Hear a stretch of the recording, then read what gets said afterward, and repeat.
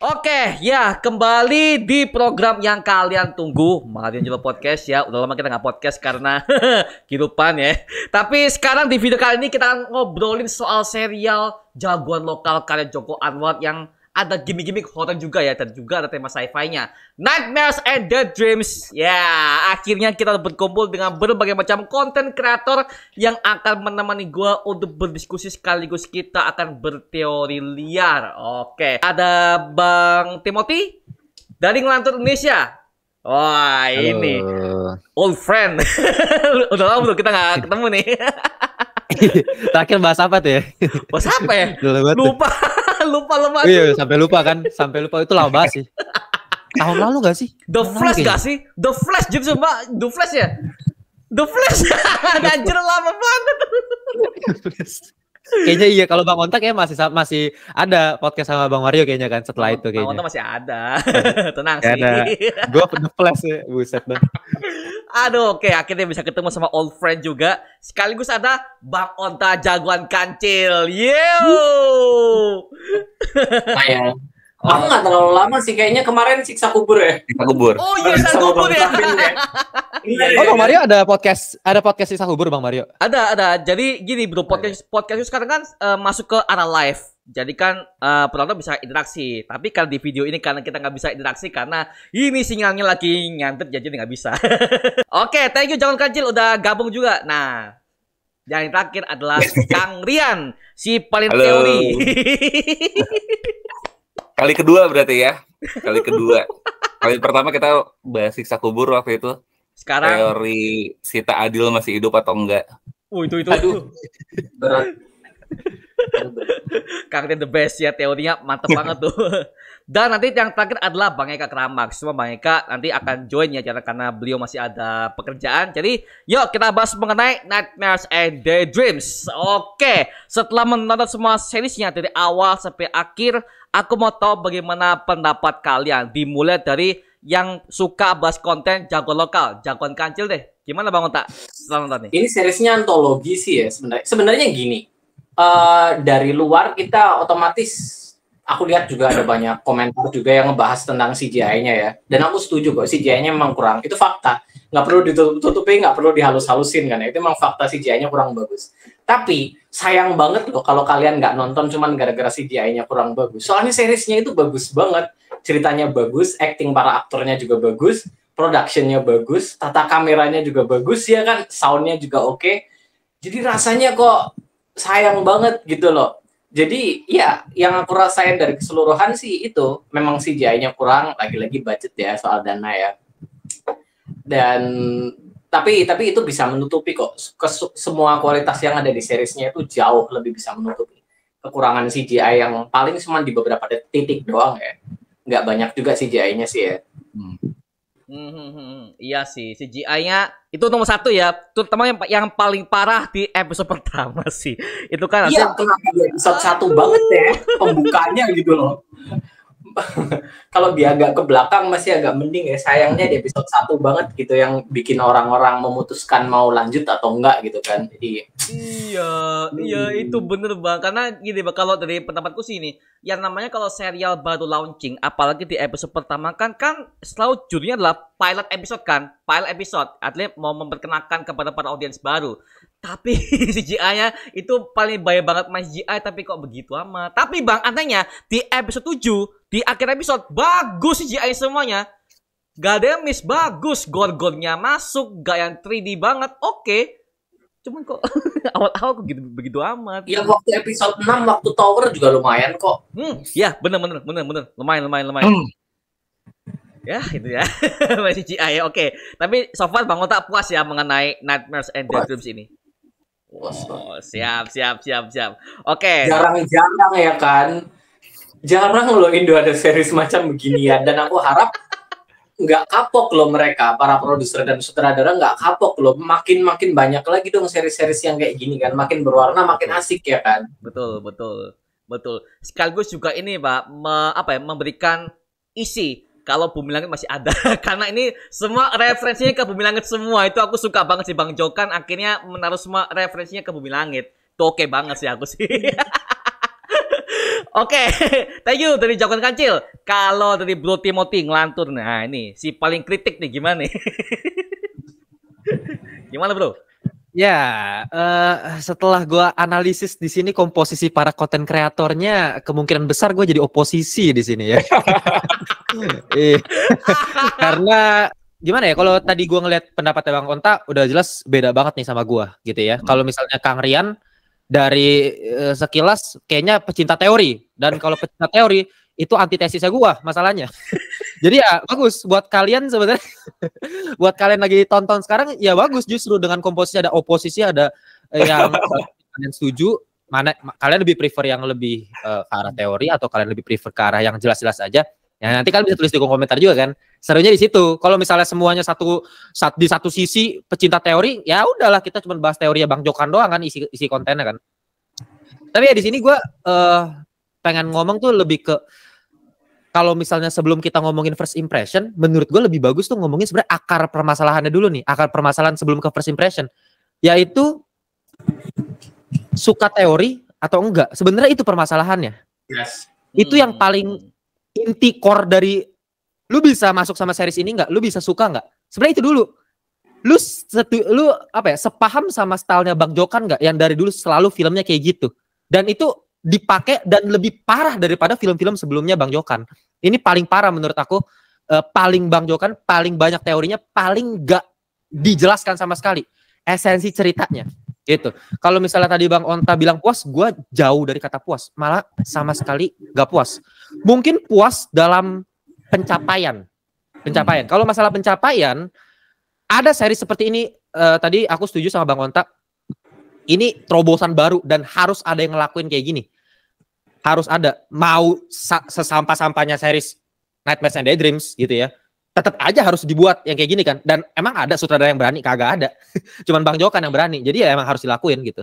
Tapi kalau puas, nah ini masalah lain nih. Kalau puas sama sekali nggak puas. Kenapa? Karena kalau ngomongin CGI, oke, tadi semuanya berarti setuju kan kalau misalnya CGI-nya kurang. Iya. Tapi buat gue plotnya juga kurang banget gitu. Nah nanti mungkin masalah plot kita bahas lain kali ya. Saya abis ini kita baru bahas deh. Iya. Kalau acting, production setnya, kamera itu mah nggak usah lawan lah. Bang Jokan emang udah jago di situ lah, ya kan. Sinematografi nggak lawan. Bahkan kayak yang episode yang kerang itu kan episode 4 ya kan, itu kan gila, kerangnya beneran lah. Clock Tower tadi itu bahkan bukan CGI, itu practical effect, bener-bener dibangun gitu Clock Towernya. Jadi makanya realistis banget pas di bagian situ. Tapi ketika CGI, Bang Mario tadi bilang episode 7 bagus. Enggak sih. Hancur sih. Nantilah ya. Tapi dari aku gitu dulu, Bang. Bukan karena nggak apa ya. Tadi Timothy bilang nggak ada sutradara yang berani. Sebenarnya banyak sih. Cuman approval-nya kan dari atasnya lagi ya kan. Jadi sebenarnya banyak banget loh sutradara yang nekat-nekat dan punya banyak ide yang gila-gila. Cuman banyak yang nggak di-approve sama bagian produser, PH dan segala macam kan. Jadi emang kita butuh banyak orang-orang nekat di industri perfilman Indonesia. Sutradara doang nggak cukup gitu kan. Dan somehow Jokan bisa meyakinkan mereka buat bikin ini gitu loh. Jadi aku takutnya nanti ada sutradara yang lihat apaan Jokan doang yang bisa. Aku juga bisa. Aku udah punya banyak di belakang, cuma nggak diterima aja takutnya. Soalnya banyak sebenarnya. Aku nggak tahu sih kalau misalnya approve. Kalau tadi mungkin Bang Onta bilang approve ya. Nah itu aku nggak tahu. Cuman entah kenapa yang aku pikir bukan masalah approve-nya. Mungkin sutradara banyak. Apalagi kayak Mas Kimo Stambul lah, Bang Kimo, itu pasti idenya kan gila-gila gitu. Iya, tapi apakah dia berani mengeluarkan ide? Nah itu yang harus diperhatikan kan. Maksudnya karena track record sutradara dulu nih. Kalau Bang Jokan kan emang dari dulu eksperimental. Iya kan? Track record juga pengaruh banget kan dilihat kan. Iya itu dia. Resume ya. Makanya Bang Jokan menurut aku satu-satunya yang berani langsung kita keluarin karena memang track recordnya udah dipercaya juga. Aku pernah ngobrol sama orang yang pegang saham di XX1 ya. Aku ngomong waktu itu, kenapa sih selalu oportunis gitu, selalu perhatiannya masyarakat Indonesia market, nggak mau investasi jangka panjang gitu. Aku nanya gitu, tapi ya udahlah yang penting cuan. Selalu gitu, masalahnya cuan gitu. Nggak pernah masalah ngomongin estetika, nggak pernah masalah industri perfilman dipikirin. Tapi aku tanya, oke tuh, Kenapa siksa kubur mau invest? Nah itu dia mau invest tuh siksa kubur. Eksperimental juga, ini aneh juga. Kenapa? Bang Jokan. Gara-gara Yes. Bang Jokan. Namanya itu gitu loh. Iya. Jadi ya Namanya Jokan aja udah jadi brand gitu ya, udah bisa ngejual. Makanya Iya. dari judulnya aja udah ngejual nama depannya kan Joko Anwar and Nightmare and Daydreams. Suka atau enggak itu fakta sih, itu nggak bisa dibantah sih. Namanya emang udah kuat banget, kenyataannya udah kayak gitu. Tapi dari idea yang berani itu juga memang dari produser tadi yang disampaikan Bang Onta, ya artinya Bang Jokan buat PH sendiri Come and See itu ya memang jadi salah satu solusi juga gitu ya. Iya. Kita nggak bisa mungkin ngelihat ngeri-ngeri sedap atau agak lain bahkan kalau misalkan Ernest nggak bikin PH sendiri karena idenya kan memang jauh gitu. Nah soal idea memang itu jadi penting juga sih benar. Orang harus mulai berani untuk mulai nge-explore hal-hal yang memang anti mainstream lah ya gitu. Terutama ya di dunia konten kreator gitu. Sekarang kita udah punya antitesis gitu ya. Bro ngelantur gitu tuh jadi antitesis juga, udah gemerlap oposisi dan perlawanan kritik-kritik itu juga ngebangun banget sih gitu. Dengan sekarang banyaknya reviewers yang ya secara positif ataupun dengan caranya kritik-kritik itu juga ngebangun dunia perfilman jadi lebih oke sih. Gitu. Jadi ada banyak sisi lah kalau kita bisa katakan. Yeah. Jadi nggak cuma 2 sisi doang. Yes. Gitu sih. Oke. Thank you dari ngelantur nih. Oke, yang terakhir, Kang Rian. Setelah nonton first impressionnya apa nih? Sebagai orang yang punya banyak banget teori nih. Enggak sih. Lebih justru di 7 episode ini kita ngerasain bener-bener ya kedekatan. Awalnya kan dikasih science fiction gitu, tapi ternyata setelah nonton 7 episode itu tuh hal-hal yang bener-bener membumi banget gitu. Ya. Semua aktivitasnya, semua interaksinya. Seperti biasa Jokan mengangkat isu-isu pekerja yang memang gak kepikir sama kita, pelukis, perawat di panti jompo gitu. Hal-hal yang kayak gitu justru tukang hipnotis gitu, buta warna, hal-hal yang memang itu dekat sama kita gitu. Jadi seriesnya benar-benar kerasa relevan, kerasa dekat gitu. Adapun bumbu mistisnya itu jadi justru tambahannya gitu. Saya nikmatin setiap episodenya karena memang tiap episodenya ada nilai-nilai, ada value yang memang itu nempel banget sama kita gitu. Saya lihat postingannya Bang Onta, ngerasa juga gitu episode 1 yang memang benar-benar mengguncang gitu ya. Seorang ibu yang ditinggalin, episode 2 di mana ada suami istri, kita makan sama garam aja udah enak gitu. Jadi flashback banget ke kehidupanku yang lampau gitu ya. Jadi ini bener-bener ngegambarin kita gitu. Jadi soal kesannya adalah itu relate banget sih sama apa yang terjadi di kehidupan saya dan memang yang bisa mengcapture kehidupan yang terjadi di Indonesia gitu. Bahkan kan kayak di episode 4 orang dipanggil Ustadz, gara-gara dipanggil Ustadz jadi dia mempercayai dirinya Ustadz gitu. Itu kan hal Indonesia banget gitu. Hal Indonesia banget. Ada ya somehow ada kakek-kakek yang bisa ngomong bahasa Arab, bahasa sebut, kita kasih panggung. Itu kan khas Indonesia banget gitu. Jadi kita di satu sisi bisa menikmati satu hiburan yang disajikan oleh Joko Anwar, tapi di satu sisi kita dapat juga ini Indonesia banget nih gitu. Sentil aja dapat semua gitu. Itu yang memang belum banyak diekspor sama sutradara lain sih. Gitu. Kesannya sebenarnya hal-hal itu kadang sering kita lihat juga, cuman kesannya lebih jauh kayak didramatisir banget gitu. Dramatisir, kayak bikin terlalu menderita, terlalu Cinderella banget gitu kan, terlalu didramatisasi banget gitu kan. Jadi kesannya lebih ke arah fiksi, bukan ke arah sesuatu yang real, sesuatu yang kita lihat di dunia nyata biasa gitu kan. Dan aku lihat di Twitter dan segala macam banyak review dari negara-negara tetangga kayak Malaysia, Filipina yang ngerasa kalau kondisi di negara mereka juga sama, dan itu seperti meskipun itu menggambarkan Indonesia banget, tapi mereka juga merasakan itu kayak menggambarkan negara mereka juga, karena kayak isu-isu lansia dan segala macam ya kan, generasi sandwich kan, kita kan mau gimana, kayak Aryo Bayu sebagai Panji dia nggak bisa ngapa-ngapain gitu kan, memang karena terjepit aja dia kesusahan uangnya juga, dia supir taksi nggak seberapa, nggak bisa ngerawat orang tuanya, nggak bisa gimana, anaknya cuma satu doang, cuma dia doang yang bisa ngerawat ya kan. Jadi ya banyak kesusahan itu yang dirasain sama banyak selain rakyat Indonesia, negara-negara lain juga lah, negara-negara tetangga terutama ya. Iya. Tapi Bang Onta ngomong episode 1. Jujur ya, episode pertama itu adalah episode yang buat aku pecah nangis pas ketika ibunya ditinggal di Paricobot teater tuh. Aduh, tuh gua pas nangis gua, Pak. Aduh. Relate karena kan aku kan deket sama ibu aku ya. Jadi pas lihat adegan itu, aduh, jangan deh, jangan sampai no. Makanya nyentil banget lo itu, nyentil lo itu. Ya, takut banget sih aku. Apalagi beberapa waktu terakhir kemarin kan, mungkin nyaris 4 bulan ini aku ngabisin banyak waktu buat ngerawat juga kan karena ada masalah. Makanya aku jarang online di YouTube dan segala macam karena nguras sangat energinya kan, itu masalahnya. Jadi begitu episode 1 langsung itu gitu loh. Aku nggak kuat banget sih temanya. Nggak kuat sama Bang Joka ngerti ya gimana membuat perasaan kita tuh dicabik-cabikin loh dengan adegan itu. Tapi kalau dari Bro Timothy episode 1 apa sih yang mau lo highlight di situ? Apa nggak ada kah atau bagaimana? Gue udah bikin live sebenarnya kemarin. Live, bener-bener gue bikin tier list seriesnya Nightmares and Daydreams per episode.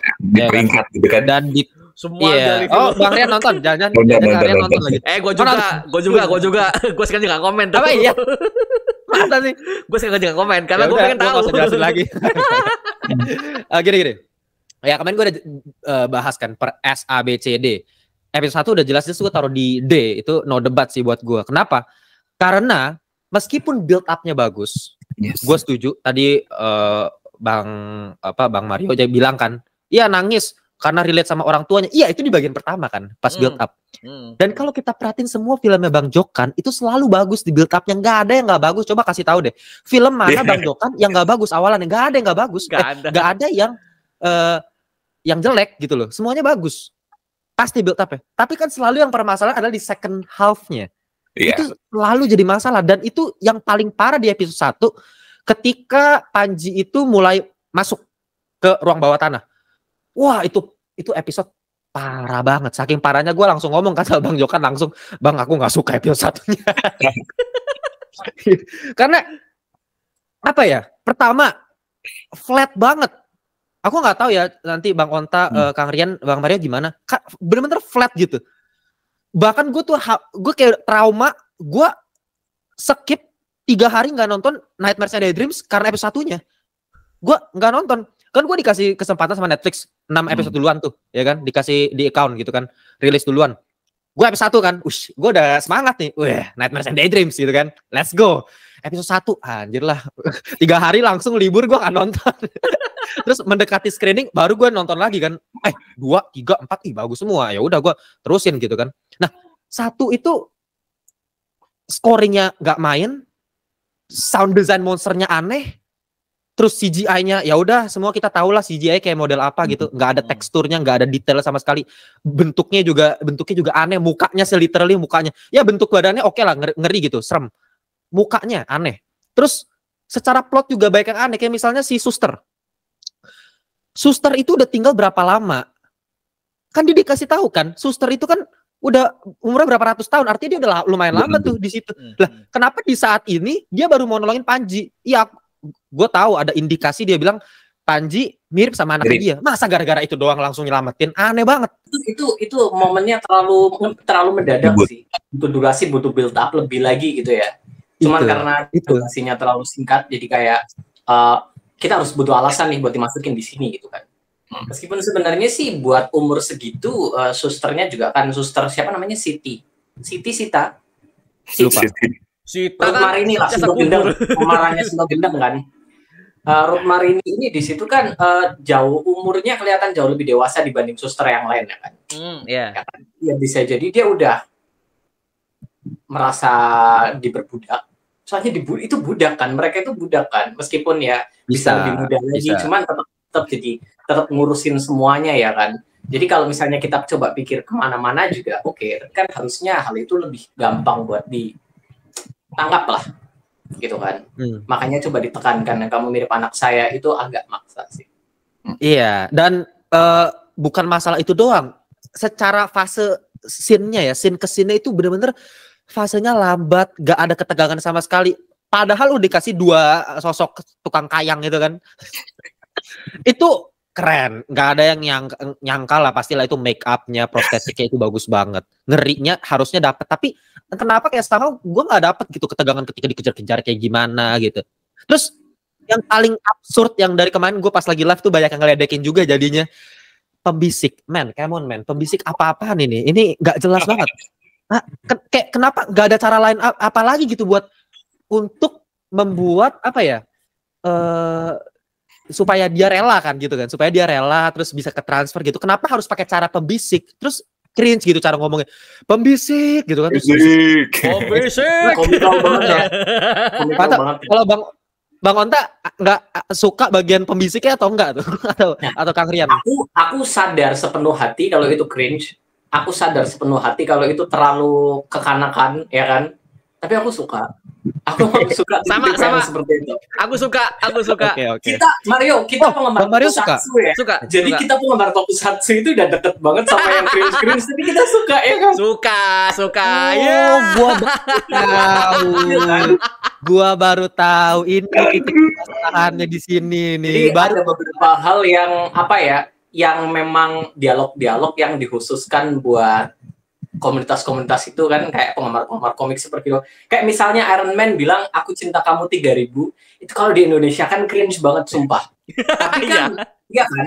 Tapi kan itu kan memang dunia komik ya kan, memang dunia dari komik yang dibaca oleh anak-anak, terus juga dibaca oleh orang-orang dewasa ketika mereka masih anak-anak. Jadi aku sadar sepenuh hati itu cringe, cuman dalam hati aku suka.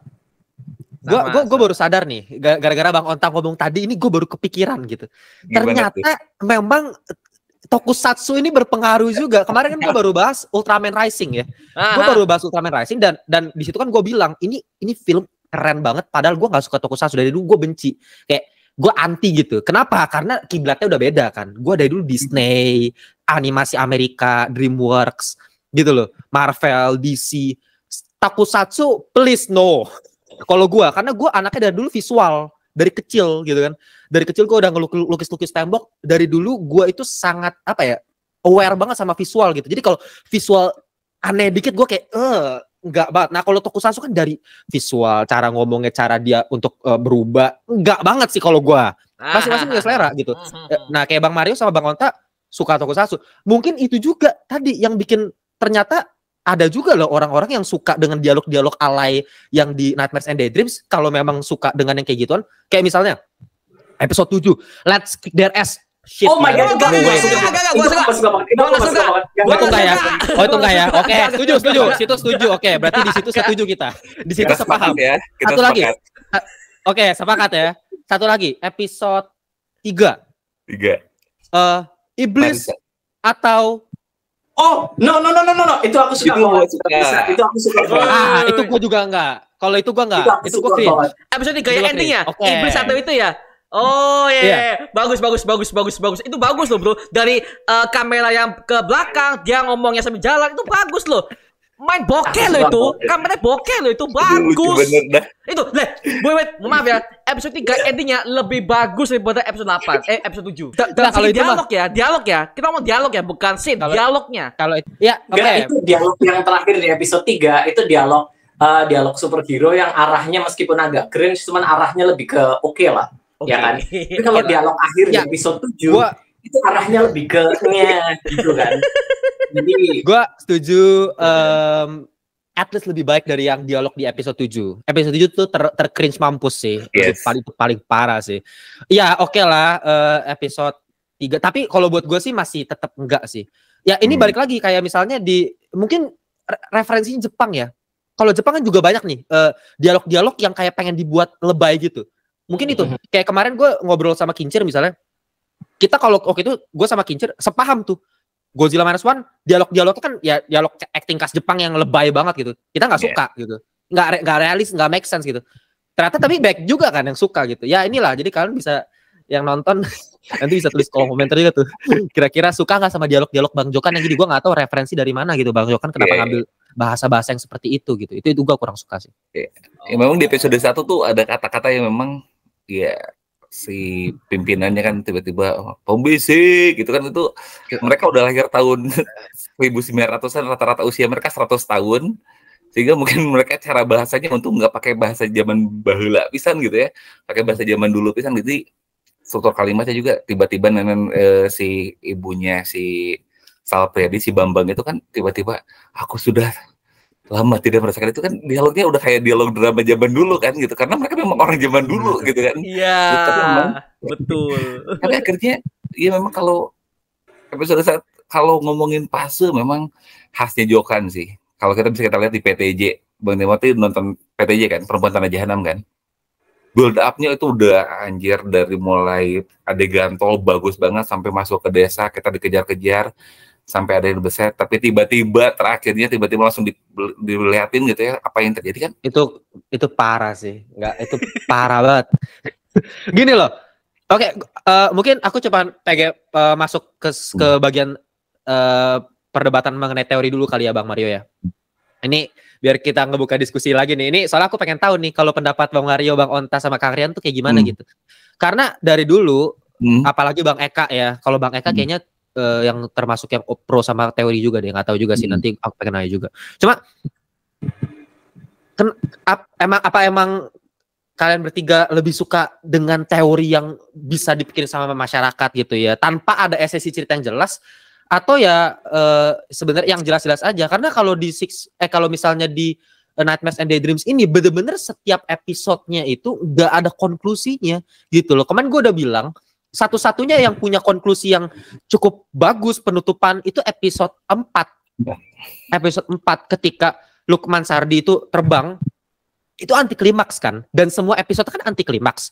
Gua nggak ada masalah sama anti klimaks karena memang ini kan stylenya Bang Jokan supaya semuanya dibuild ke episode 7.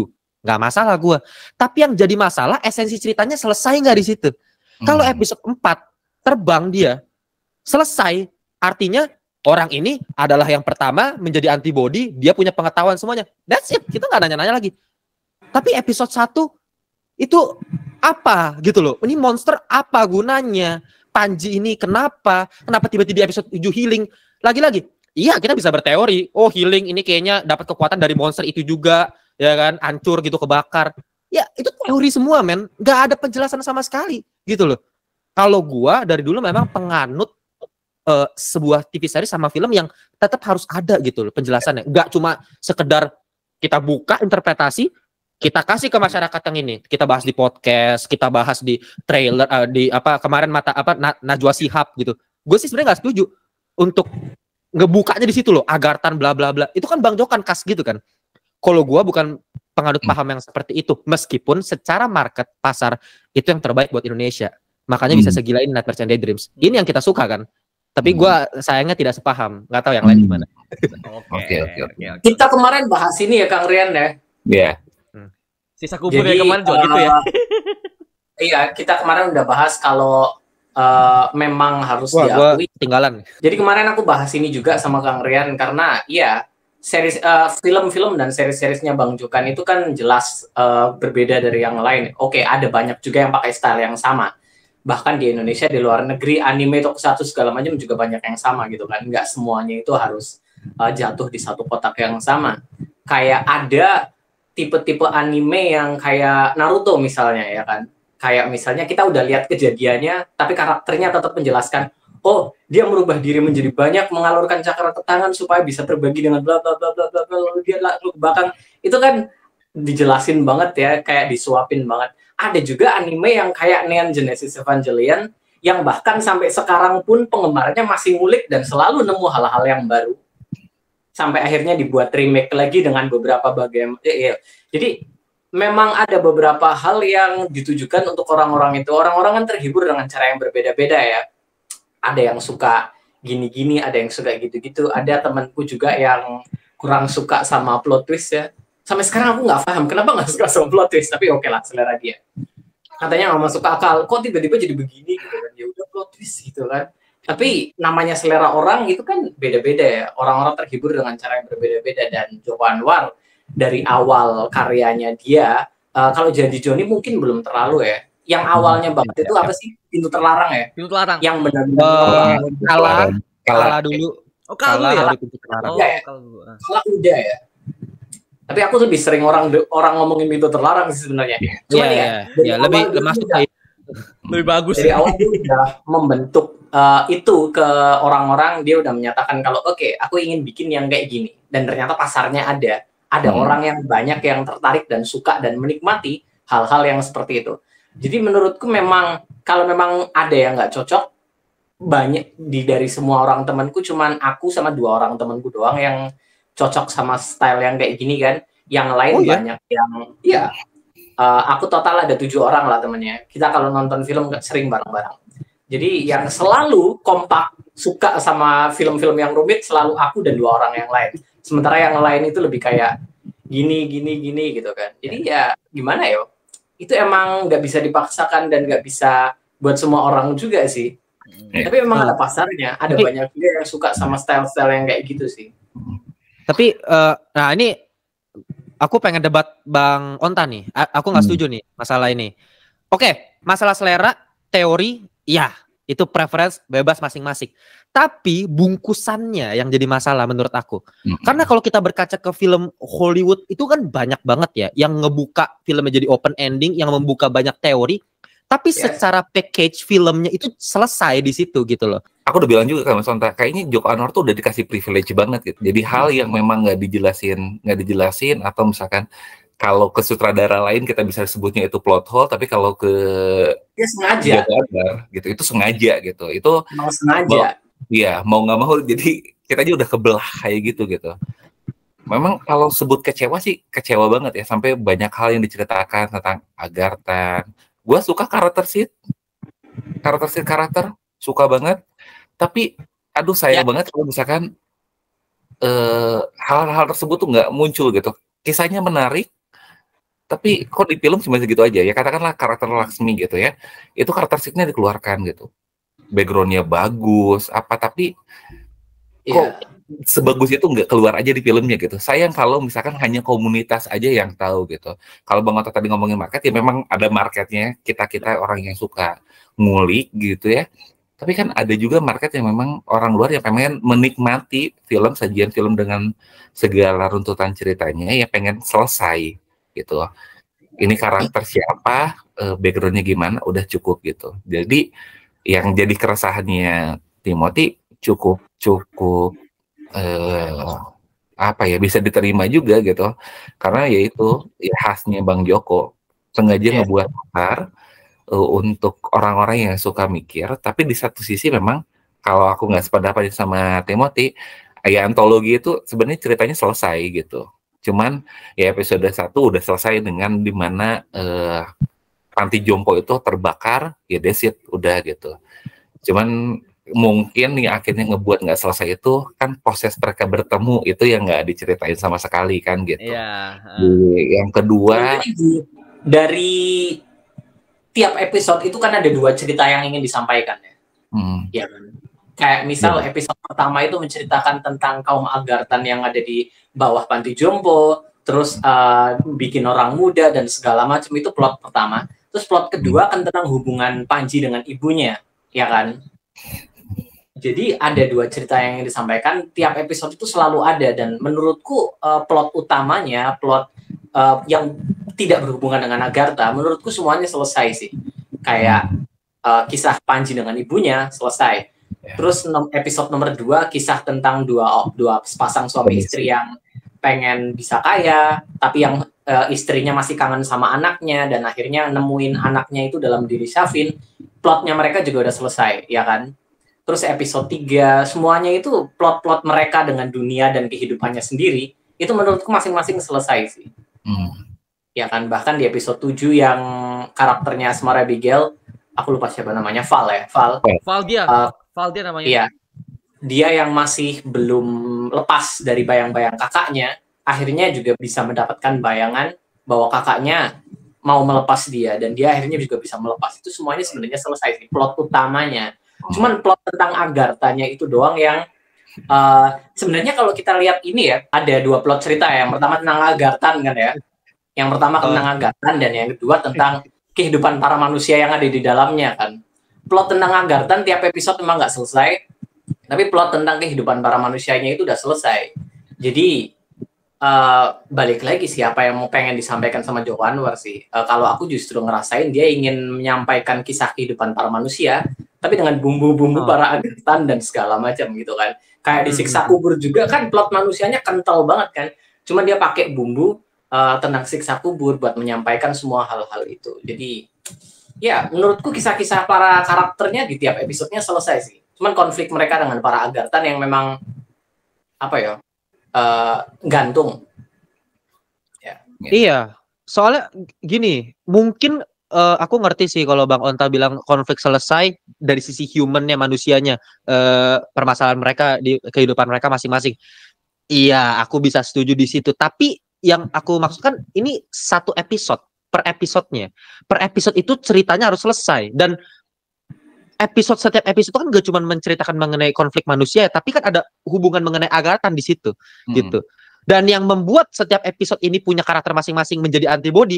Antibody ini kan adalah karakter yang berhasil survive gitu, manusia yang berhasil survive dari serangkaian permasalahan dari Agarthan gitu. Nah, konflik itunya menurut aku sih nggak terrajut dengan baik ya setiap episodenya. Kayak kalau episode 2 menurut aku cukup oke lah, karena memang itu timelinenya agak di akhir, paling akhir, jadi terpisah sendiri gitu. 4 oke. Nah, contoh kayak misalnya episode 3. Episode 3 itu selesainya di mana gitu. Karakternya namanya siapa? Rania ya? Rania ya. Rania Dewi. Iya, karakter Rania. Dia tiba-tiba ngelihat, oh, udah berubah nih kantornya. Selesai. Gak ada konflik yang selesai di situ. Konfliknya selesainya di mana gitu? Gak ada kan? Apakah ketemu sama saudarinya? Menurut aku gak enak banget kalau misalnya patah di situ dengan abis itu kata-kata dialog iblis atau apa atau yang tadi gitu. Secara ending tuh jadi kurang enak. Episode 7 paling parah gitu. Episode 1 juga sama kan. Ya udah kenapa tiba-tiba kayak cepet aja gitu. Udah si mamanya Panji benar-benar relain aja. Ya udah mati terus Panji selamat. Jadi kayak semuanya benar-benar keburu-buru. Mungkin tadi bener Bang Onta kan masalah waktu, durasi. Itu pasti masalahnya di situ kan. Tapi ya itu jadi masalah sendiri. Itu memang harus, menurut aku sih harus dikritik ya, bagian fase penceritaan jadi nggak enak di bagian akhir, kayak selalu patah gitu loh. Soalnya build up-nya pelan-pelan enak ceritanya. Pembangun karakternya enak, semuanya bagus, kita bisa memahami karakternya. Tapi nggak ada ending yang jelas sampai akhir. Terus tiba-tiba ngumpul aja di episode 7. Kalau aku sih gitu. Gue setuju sama si Bro Timothy. Episode 3 tuh patah di akhir tuh karena ya itu apa, konfliknya belum kelar karena ya Agartha juga berhasil menyembunyikan ruangan itu kan. Mayatnya si Lars juga nggak ada. Habis itu bekas itu nggak ada semua kan, itu juga jadi patah kan dalam sebuah plot cerita. Itu gue juga setuju sih dari si Bro Timothy, karena itu seharusnya jangan patah. Dan kalau itu mau dilanjutkan ke next episode, harusnya itu juga menjelaskan kenapa itu kok patah gitu loh. Jadi kalau dalam sebuah serial ya, kalau episode 3 patah, hasil itu akan dijelaskan di episode 4 atau 5 atau 6 yang bisa menyambungkan benang merahnya kan. Tapi kalau misalnya Bang Mario tadi itu, aku nggak setuju juga tuh kalau misalnya Bang Mario ngomong harus dilanjutin ke episode keempat, kelima. Enggak gitu, karena aku ngerti paham style Bang Jokan. Enggak, dia emang harus per episode per cerita. Masalahnya bukan di situ, tapi masalah di per episodenya. Bayangin ya, kalau aku mikir lebih enak gimana ketika misalnya si Rania ini ngebuka, ya kan, ngebuka pintunya, ternyata ruangannya berubah, ditarik kameranya pakai musik yang scoring yang intens gitu, jeng jeng jeng jeng jeng jeng, selesai. Itu lebih enak. Karena selesai di situ, kayak inilah misterinya gitu. Dibandingkan dia harus ngomong lagi terus habis itu pakai kata-kata iblis atau bukan. Itu jadi ngerti gak sih cara itu ngerti kan? Nah, kalau Bang Onta kayak nggak setuju nih. Kalau Bang Onta kayak nggak setuju. Kita mah kita tuh fanboy Tokusatsu ya. Jadi kita suka dengan apa ya, dialog yang sangat super heroik banget seperti itu. Enggak, tapi episode 3 itu episode favoritku dari semuanya. Yang paling aku nggak suka episode 6. Banyak sih ya yang bilang episode 6 terlalu membosankan buat aku, terlalu muter-muter kemana-mana. Episode 6 ini episode yang paling dia pengen membumi. dia pengen ngomongin keluarga, tapi emosinya nggak kerasa sama sekali. Kalau buat aku, karena ketika kita udah nyampe di bagian sampai di ATM itu masih bagus. Oke, yang ATM di hipnotis bla bla bla. Kayak Setelah masuk ke dia dunia hipnotis itu mulai Nah, setuju. Jadi ketika masih di dunia, oke, yang ketika tiba-tiba istrinya berubah, anak-anaknya berubah, itu masih oke lah. Oh, ini kok ada something wrong gitu. Tapi ketika mulai TV-TV hipnotis yang meskipun secara CGI bagus, itu kan hipnotisnya CGI semua tuh yang di TV tuh. Tapi mulai di bagian situ, itu mulai gak karuan tuh. Kayak gue mau merasakan apa dari scene itu. Itu yang paling penting kan.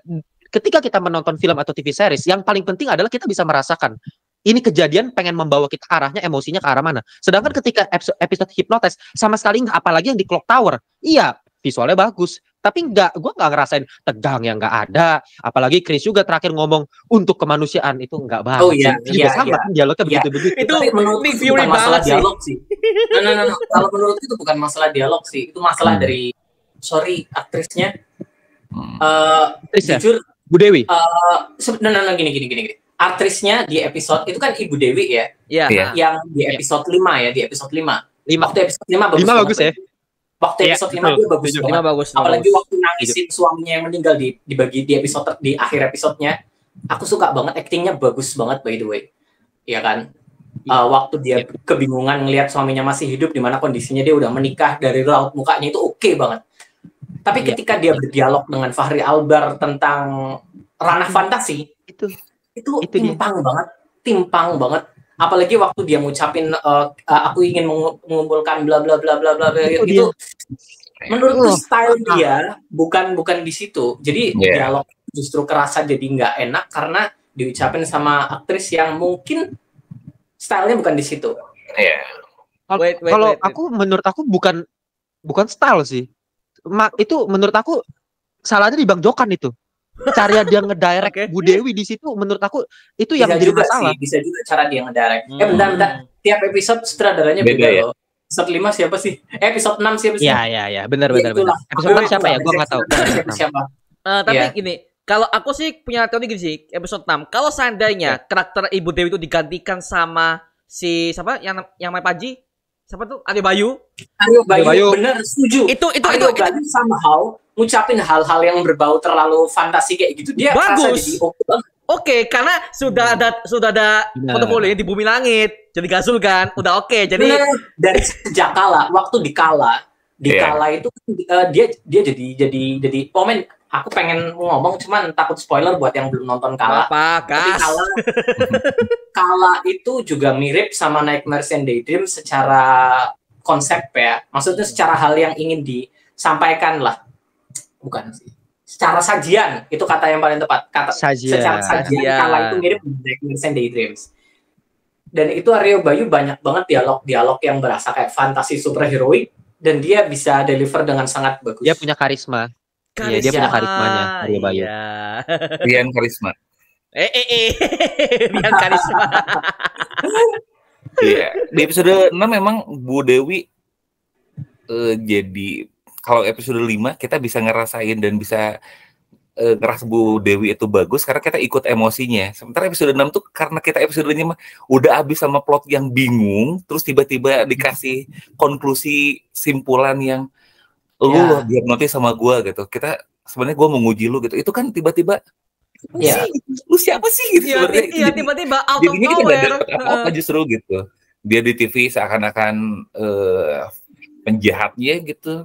Tapi tiba-tiba ternyata nguji plotnya nggak dapat gitu. Jadi itu juga kaget. Jadi nggak asik banget gitu. Kita nggak berempati ke karakternya. Kita juga nggak tahu ternyata tiap nggak smooth aja proses pengujian dan lain-lainnya gitu. Tapi ya kalau segi bagusnya memang kalau gue sih ngerasa interaksi antara suami, istri dan kedua anaknya itu masih so far masih bagus sih, walaupun udah tiba-tiba aneh banget gitu. Itu aneh sih ngerasa masih bagus banget itu. Meskipun agak sesuatu yang aneh, tapi memang itu yang ingin disampaikan kan, buat nyampaikan kalau ini memang nggak nyata, nggak bener, memang ini bukan sesuatu yang wajar gitu kan, janggal. Kalau lo ngasih uang dari uang yang haram, nah ini akibatnya. Pastikan gitu. Ingat. Makanya itu sih harusnya Aryo Bayu aja yang rekrut si Ali, bukan aduh kenapa Ya, ya? tapi mungkin karena kekuatan yang dikasih ke Ibu Dewi itu yang paling cocok ya, karena dia kan Ya. kopi, kekuatannya kan kopi ya, jadi yang bisa mengcopy kekuatan hipnotis, jadi yang bisa masuk ke plot. Bang Ota jangan bilang gitu, karena Bang Timo langsung nanya nanti, itu kopi dari mana tuh? Teori dari mana itu? Nggak jelas tuh. Oh, Gitu wait. nggak? Itu kopi. Dibicarain kemarin ini ya kayaknya nih Iya, mau ngomongin itu juga kopi pengen jutsu bahas ini. pembagian kekuatan untuk para karakternya kurang jelas, dan aku Nah, harus itu dia. aku seorang penggemar superhero yang biasa ngulik semuanya, itu aku bahkan ngabisin waktu cukup lama buat memecahkan kekuatan mereka itu apa aja. Ini yang gue bilang, ini masalah utamanya. Ya benar. Nggak bisa. Bener. Ini nggak bisa, ini fatal gitu loh. Lu Kalau mau aku bikin menurut tuh nggak fatal juga sih. Balik lagi apa yang ingin Fatal. disampaikan sama keseluruhan seriesnya kan. Soalnya kalau kita kulik ke bawah lagi, inti superhero-nya paling cuma berapa persen kan. Jadi ya kan. Jadi kayak apa ya? Entahlah. Tapi nggak bisa bang. ya, gini. Gini, wait. Tapi nggak bisa. Namanya gini. Unsur superhero. Kalau udah ending ke superhero, yang namanya development itu harusnya ada dong. Dalam arti mereka dapat kekuatan dari mana? Contoh si Ali Bayu, kok tiba-tiba dia bisa dapat healing factor, dia bisa Setuju, menyembuhkan orang. Kok itu tiba-tiba? lama banget. Itu Lama maksudnya bang, karena secara screen, secara naskah, dan juga secara visual tidak ada penjelasan sama sekali ke situ. Semua nggak ada, makanya itu aku bingung gitu. Kalau yang paling jelas Fatalnya- itu cuma si Rania doang sih. Episode 3 Rania yang ketika dia Ya, Iya. itu jelas ada di situ. Iya, itu yang jelas. Betul. Kayak gini loh. Masalahnya yang menjadi fatal, kalau tadi Bang Onta bilang nggak fatal, menurut aku itu fatal banget, men. Kenapa? Karena memang ini series plot intinya adalah mengenai grup superhero ini. Dan kita ngelihat di 6 episode adalah pendalaman karakter mereka. Artinya ketika kita lihat ini grup superhero, origin story-nya apa? Gitu loh. Gak jelas sama sekali. Tiba-tiba dimunculin. Makanya kemarin aku bilang ke Bang Jokan, gua mengerti banget dilemanya Bang Jokan di sini. Di satu sisi, pertama, ya ini series belum tentu 100% bakal sukses juga dari awal. Iya kan? Kalau belum tentu 100% sukses, artinya belum tentu ada season 2-nya. Iya kan? Nah, akhirnya ketika dikasih kesempatan sama Netflix, ini kayak bisa bilang once a lifetime lah. Kapan lagi kayak Netflix kasih kesempatan kayak gini ya kan? Kayak inilah momennya gitu loh. Inilah momen ketika kita bisa bikin series science fiction dari series ini. Makanya Bang Jokan pengen langsung aja kita bikin yang segila mungkin. Se-absurd mungkin sampai ke grup superhero dan lain itu digabungin gitu loh. Tapi jadinya itu kacau balau, jadinya hancur. Oke, dari visinya Bang Jokan aku paham banget ini memang harus dilakuin gitu loh. Iya, lagi-lagi. Tapi kan yang kita lihat sekarang eksekusinya, hasil akhir seriesnya. Kang, hasil akhir seriesnya nggak bisa lalu taruh episode 7 bener-bener langsung grup superhero. Apalagi di episode 7 masih ada satu karakter yang belum dikenalin, si Valdia gitu loh. Itu pendalaman karakter bagus, Valdia. Build up-nya rapi banget. Lagi-lagi kan, selalu build up-nya bagus, rapi, cakep ceritanya. Tapi ketika tiba-tiba superhero datang, man, come on. Kemarin gue bener-bener kritik abis-abisan shot. Nah ini aku nggak tahu Bang Onta sama Kang Rian apakah suka bagian superhero entrance-nya yang 7 orang itu masuk. Itu jelek banget. Entrance-nya sama sekali nggak dramatis, sama sekali nggak impactful. Harusnya kan ini moment of truth gitu. Ini reveal moment. Oh ternyata selama ini yang kita tonton mereka bergabung. Karena harusnya gitu buat penonton.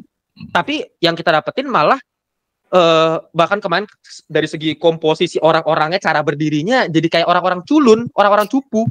Yang paling keren, Lukman Sardi selalu keren lah, karismanya paling mantap lah. Ya kan? Itu nggak usah ditanya lah, itu nggak usah ditanya. Aryo Bayu, ya oke, ketolong muka, ganteng lah, pakai terus bawa senapan, ya kan? Masih oke. Terus tapi lihat yang lain tuh. Kayak Fachri Albar mukanya kalau diperhatiin cengok gitu, datang-datang. Terus kostumnya juga aku kurang suka, tapi nggak tahu mungkin ada perbedaan pendapat, it's okay. Terus Bu Dewi, nah itu lagi-lagi Bu Dewi kenapa? Sorry ya, nggak cocok banget gitu, kayak dia datang dengan menjadi superhero masuk dalam grup gitu, dan nggak ada scoring yang intensitasnya naik di situ. Terus dibikin slow motion, Dan momen reveal-nya jadi terlalu cepat kan, jadi kepaksa, jadi ke kompres kan di bagian akhir itu. Karena ada fokus untuk nge-build up hal dia, ya kan? Dan kita harus bikin gabung juga tuh. Jadi benar-benar semuanya digabungin sama Bang Jokan. Ini percis kayak Kala. Kala juga idenya gila kan. Tapi cara dia menggabungkan kan di saat itu masih film keduanya lah ya. Film kedua Bang Jokan. Tapi ya kalau di series ini lagi-lagi ini mungkin series pertama Bang Jokan, masih perlu banyak trial and error lah. Ya. Memang harus dicoba. Ya jadinya begini. Ada yang suka, ada yang enggak gitu. Kalau gue sih reveal momen superhero jadi kayak nggak perlu gitu. Harusnya ya udah build up aja. Scene 1 build up, tapi ya jadinya mungkin nggak bakal segila ini reaksi masyarakat. Ya gitulah. Jadi ada dilema lah pasti antara marketing sama masalah estetikanya. Pasti gitu. Aku setuju banget entrance-nya mereka kurang kerasa mewah, kurang kerasa grande ya kalau kata orang-orang. Iya, grande betul. Kata-kata bagus. Aku suka justru penambahan nuansa orang-orang yang culun tadi. Ya kan, menurutku dalam sebuah grup nggak semuanya harus kelihatan keren. Justru menurutku itu malah keren kalau tiba-tiba, karena bukan seperti itu superhero di dunia nyata, men. Kalau kita ngelihat ada orang yang punya kekuatan, misalnya kalau tiba-tiba aku punya kekuatan superhero atau apa, aku nggak bakalan kelihatan sekeren itu, ya kan? Nggak semuanya itu kayak gitu. Jadi somehow aku merasa kayak ada kecantikan tersendiri dari kehadiran sosok Ibu Dewi di situ, ya kan? Karena jujur kalau terlalu over sih kalau semuanya harus kelihatan sekeren Ridwan Bahri dan Ridwan Bahri lagi. Siapa namanya? Wahyu.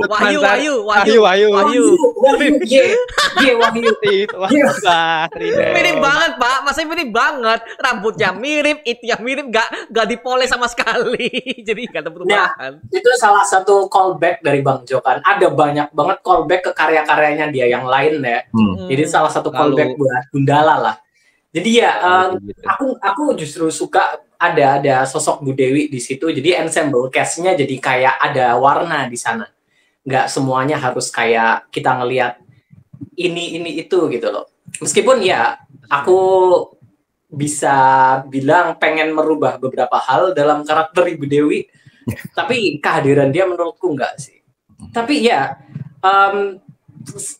entrance-nya menurutku kurang berani. Ini kayaknya Bang Eka nunggu kita selesai dulu sebentar ya Bang. Kurang grande, tapi memang eksekusi berikutnya sih menurut masih oke ya, dengan mereka nembak langsung kiri kanan gitu ya, walaupun baik lagi ya, adegan aksinya terlalu ini ya, bagus itu gitu ya, terlalu kurang. Adegan loncat dari belakang itu keren loh Bang Demo. Kenapa? Adegan loncat dari belakang meja ke depan itu cukup bagus loh. Oh iya. Oke.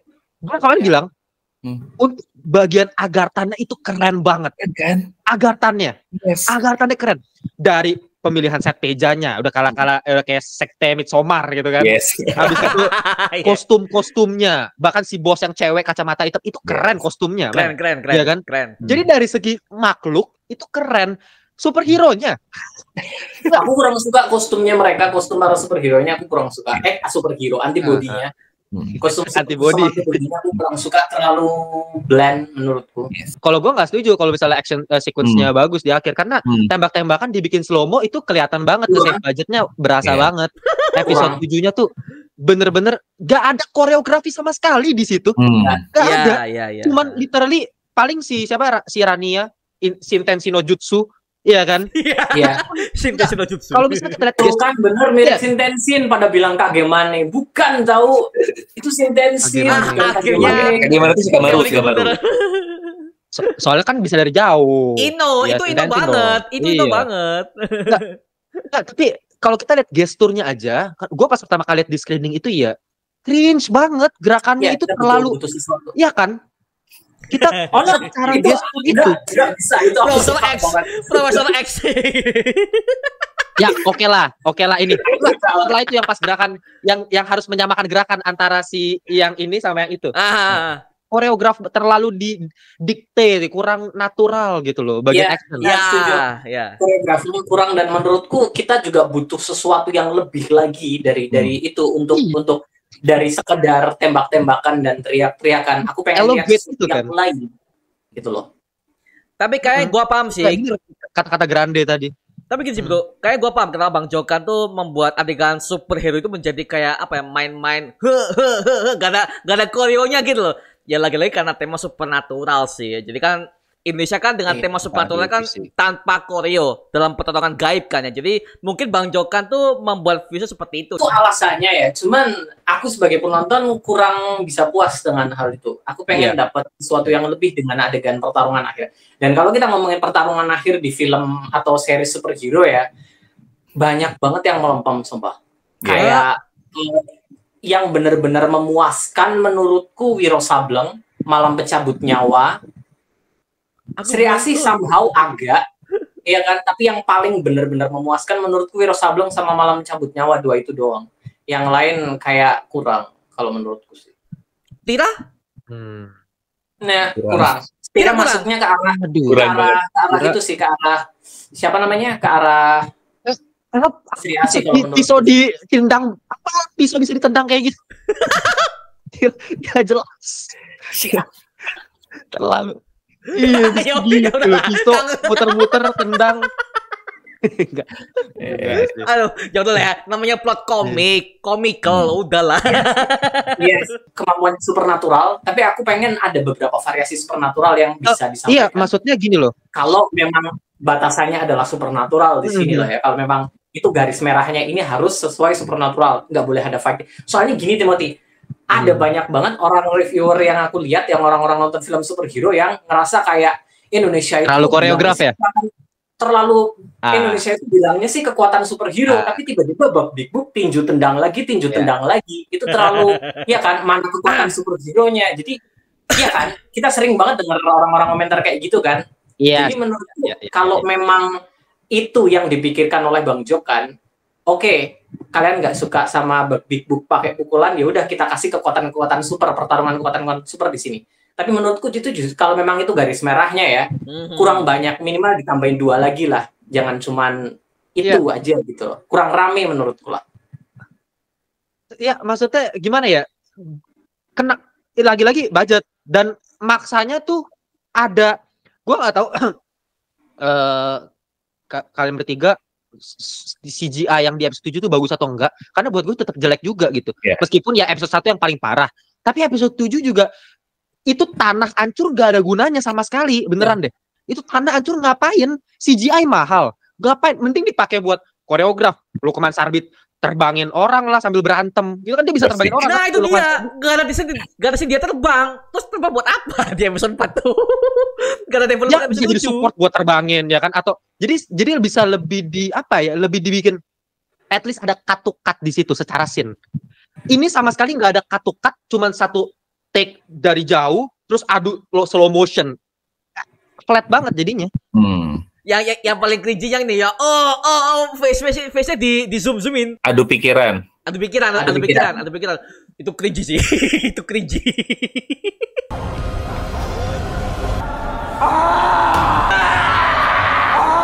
Ya itu dia, terlalu main jauh-jauhan terus kayak main gelombang-gelombangan dilama-lamain, jadi nggak hambar banget. Udah ada. Berarti aku nggak suka itunya loh. Cuman menurutku itunya terlalu panjang dan terlalu lama. Lebih enak dikasih yang lain lagi untuk menyelingi lah, biar bukan berarti itu dihapus. Tapi kalau enggak shootnya aja yang diganti.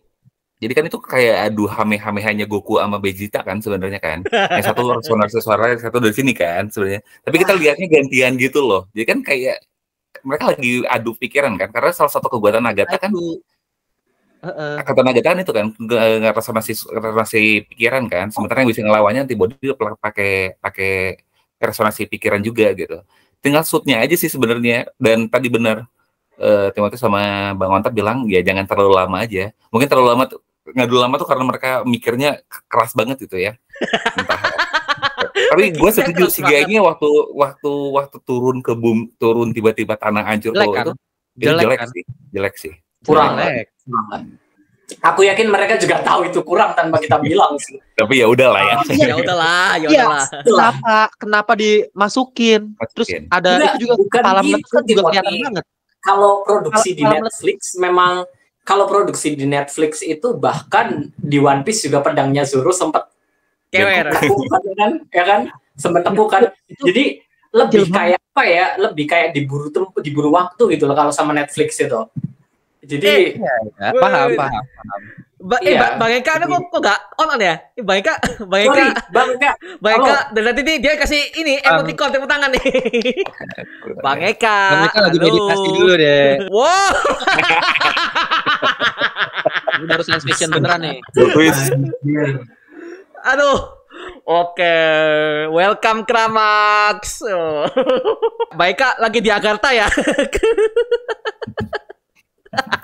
Enggak dong, itu kan luar angkasa itu. Agartha kan di bumi. Gue bukan Agartha, ini dari luar angkasa, bukan dari dalam bumi. Ini IT nih. Kalau review dulu lah buat yang nonton kan pasti pengen ini dulu ya. Kalau langsung teori nanti langsung gimana gitu kan. Kayak kemarin ya Bang Rian ya, kita dimarahin dia. Sama orang ya, tiba-tiba langsung masuk teori. Itu gengnya Bang Timo. Detail teori-teori katanya, ceritanya. Enggak. Iya. Apa nih? Kalau di ngelantur tuh penontonnya tuh minta, Bang Timothy teorinya apa? Bang Timothy kan tadi kan apa ngomongnya soal review dari mana film segala macam. Penontonnya minta ya, Bang, teori alur cerita gimana? Itu gua ngakak sih ada yang ngomong gitu di komentar. Salah channel. Aku nggak bisa bedain, aku nggak bisa memilih antara episode 2 dengan episode 3. Itu yang paling aku suka banget. Episode 4. Karena apa ya? Karena relate, itu, gitu. Relate banget, terlalu simple. Ceritanya tuh terlalu disimplifikasi tapi relate dengan kehidupan kita gitu. Terus tidak terlalu banyak challenging sebenarnya di episode 2 dan episode 3 itu. Karena ceritanya terlalu simple gitu, terus ngena dengan kehidupan sehari-hari orang gitu, orang-orang yang mungkin gue kayak episode 2 tuh yang paling personal bagi gue tuh sebenarnya adalah episode 2 itu yang kayak gue tuh pernah berada di posisi itu gitu, bahkan mungkin sekarang juga gue berada di posisi itu, kayak gue butuh satu keajaiban, kayak ada nggak sih orang yang bisa mendatangkan kekayaan dengan sekejap mata kayak gitu. Jadi kayak dream come true melalui sebuah salah satu episode Nightmare and Daydreams gitu. Jadi relate banget, terus eksekusinya juga kena banget, terus misterinya juga dikemasnya juga kalau gue sih mind blowing. Cukup mempermainkan psikologis kita yang tadinya kita nebak-nebak terus yang akan terjadi di hari ke-7 apa.